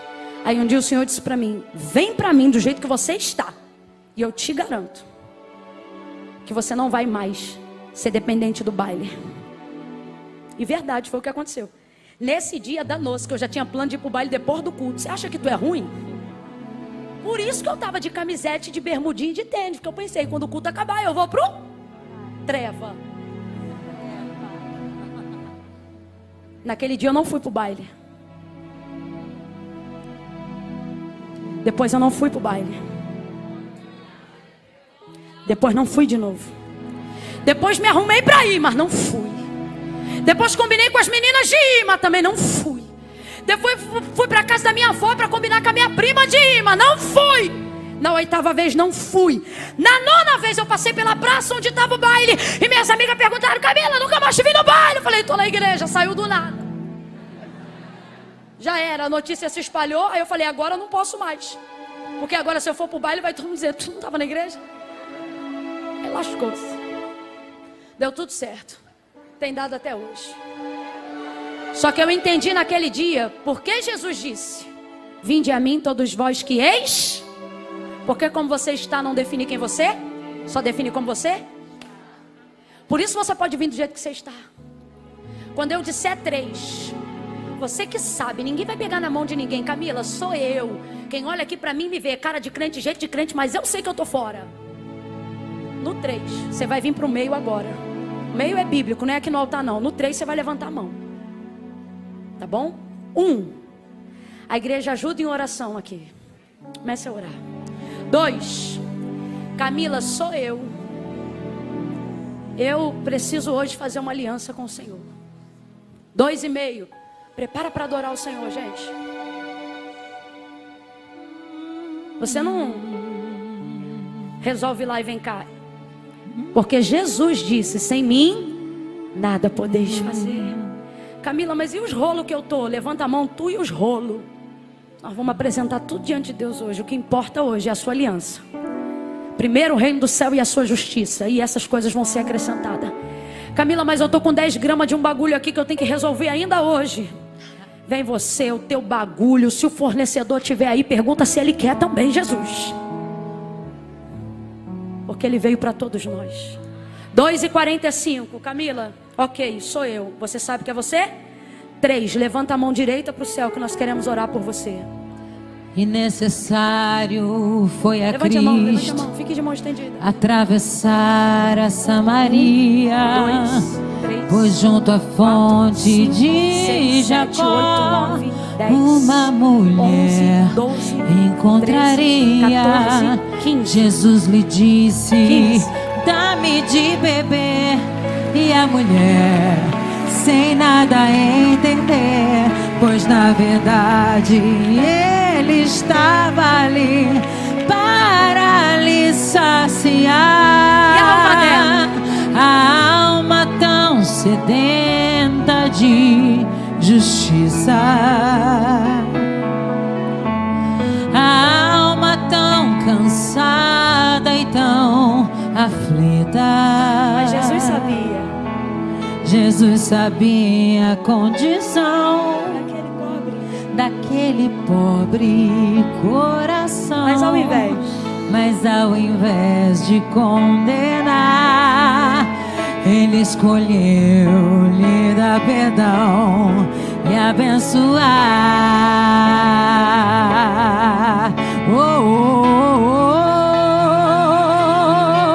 Porque da água que ele dá vai muito além de saciar. A abre uma fonte interior com água viva a jorrar. Por quê? Porque da água que Ele dá vai muito além de saciar.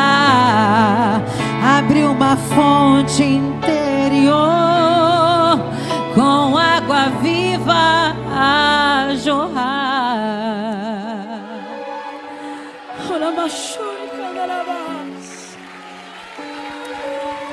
Mantenha a sua mão estendida, essas 15 almas que estenderam a mão.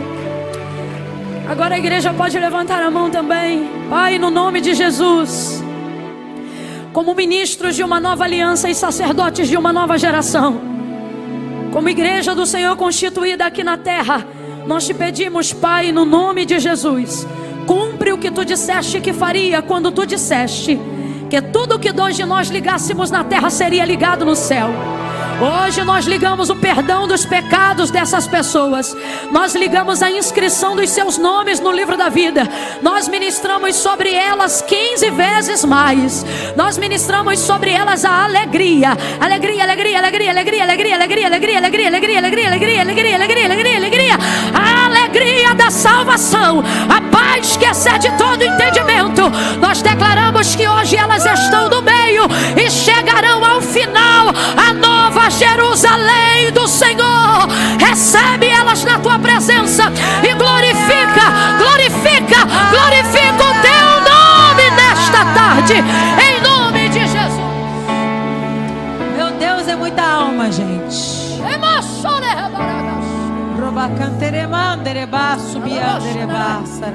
Eu vou passar o microfone à pastora Fernanda, aqui de direito. Quero agradecer a Deus por essa oportunidade. Eu vou lhe dizer porque eu vou passar. Fique aqui, pastora, para ficar à vontade com o seu povo. Porque teve uma hora que eu não aguentei. Minha mãe saiu, senão ela ia poder confirmar isso, que ela foi ali para ajudar na nossa boutique. Legal. Quando eu entreguei minha vida para Cristo, eu ainda não sabia o que Deus queria de mim, então eu fazia tudo. Porque é assim que você descobre o que Deus quer de você. Não é esperando, é fazendo tudo que vem à mão. E como a gente vem de uma igreja muito pequena, a gente tinha muita oportunidade e tinha que aproveitar as oportunidades, porque éramos poucos, então cada um tinha que fazer o que podia, o que fazia para fazer o culto. E aí eu pensei assim, eu preciso aprender a cantar alguma canção, para poder, na hora que me dá a oportunidade, eu trazer uma canção, porque eu ainda não tinha muita intimidade com a palavra. E a primeira canção, por incrível que pareça, não foi coincidência eu ter cantado toda essa música que ela cantou. Essa música tem quantos anos, pastora? Desculpa perguntar. A idade do Isaac, 17 anos. 17 anos. É da Ludmila Ferber, gravei no meu disco. Pois então. Quebrantado Coração. A primeira música que eu aprendi do CD foi essa. Por quê? Porque eu ganhei esse CD de presente. Eu dizia, Deus, se eu tiver mais uma oportunidade na igreja, para ajudar melhor o culto, eu acho que se eu cantar eu vou ajudar melhor. Aí alguém me deu esse CD de presente. E eu rodei Nova Iguaçu inteiro para caçar o playback, porque às vezes você achava o CD, mas não achava o playback. Não consegui achar o playback. O que hoje é meu marido, o pastor Eduardo Gonçalves, era o pastor Emerson da vida. Tocando, ministrando, ajudando, cortando nas 11, produzindo, ajudando todo mundo. E ele sentava num teclado aqui igual esse aqui, e era ele que ajudava todo mundo. Pensa no que é você tentar acompanhar todo crente de Assembleia de Deus que dá na telha de cantar uma música. Isso é curso intensivo, isso foi é imersão teológica para música. E ele ficava nessa. Aí eu gravei essa música, tinha muitas músicas, nem era música de trabalho do CD. Nem era uma das últimas, Só que essa música mexeu muito comigo, exatamente essa. E como na época eu não tinha a voz calejada, literalmente como é hoje, eu achava que eu conseguia cantar essa música. Mas você porque consegue. Eu dizia que o timbre dela, né? É o que? É contralto que fala? Baixo? Como é que é? Mesocontralto. Mesocontralto. Eu achava assim, eu acho que esse aí eu vou conseguir. E eu passava o dia inteirinho até a hora do culto cantando essa música. E eu ficava o tempo todo. E necessário foi a Cristo. Calma que eu não vou que eu não vou pagar mico aqui hoje. Segue. Não consigo. Atravessar. Aí, não, pera. Que timbre lindo. Calma. Aí, escute.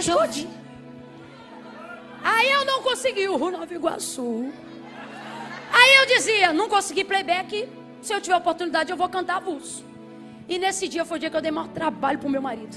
Ele ainda não era meu marido, ele era só o irmão da igreja. E eu tentando cantar e ele catando a milharal inteiro para me ajudar. Não conseguiu achar o tom, porque cada hora eu cantava num tom, porque eu começo assim bonitinho. O problema é quando eu continuo. Você viu a parte que eu preguei que as coisas às vezes para ficar bom tem que deixar? Eu só começo. Isso aqui agora tem que deixar para você. Não consegui, aí ele foi tentando. No final, todo mundo chorando, derramado, Jesus salvou naquele dia. Então funcionou. Amém, glória a Deus. E isso entrou no meu coração. Preste atenção, gente. Só de casado eu tenho 16 anos. Então foi logo no início, que um ano depois eu já estava beijando na boca do Eduardo. Falei, para de catar milho, vem beijar minha boca, menino. Então foi exatamente essa conta. Todos esses anos se passaram, eu não tinha noção do que Deus faria na minha vida. Hoje eu estou aqui, na igreja Profetizando das Nações, cuja pastora é a pastora Fernanda Brum. Você acha que é coincidência na primeira vez que eu estou pregando aqui, ela terminar o momento do louvor, cantando o único hino que eu sabia cantar no início da minha caminhada? Agora responde para eles, eu te pedi para cantar isso? Não. Eu combinei isso com a senhora em algum momento? Não. Deus está aqui ou não está? Tá. Glória a Deus, agradeço. Ele começou as cordas e eu reconheci a canção e vim cantar. Foi só isso.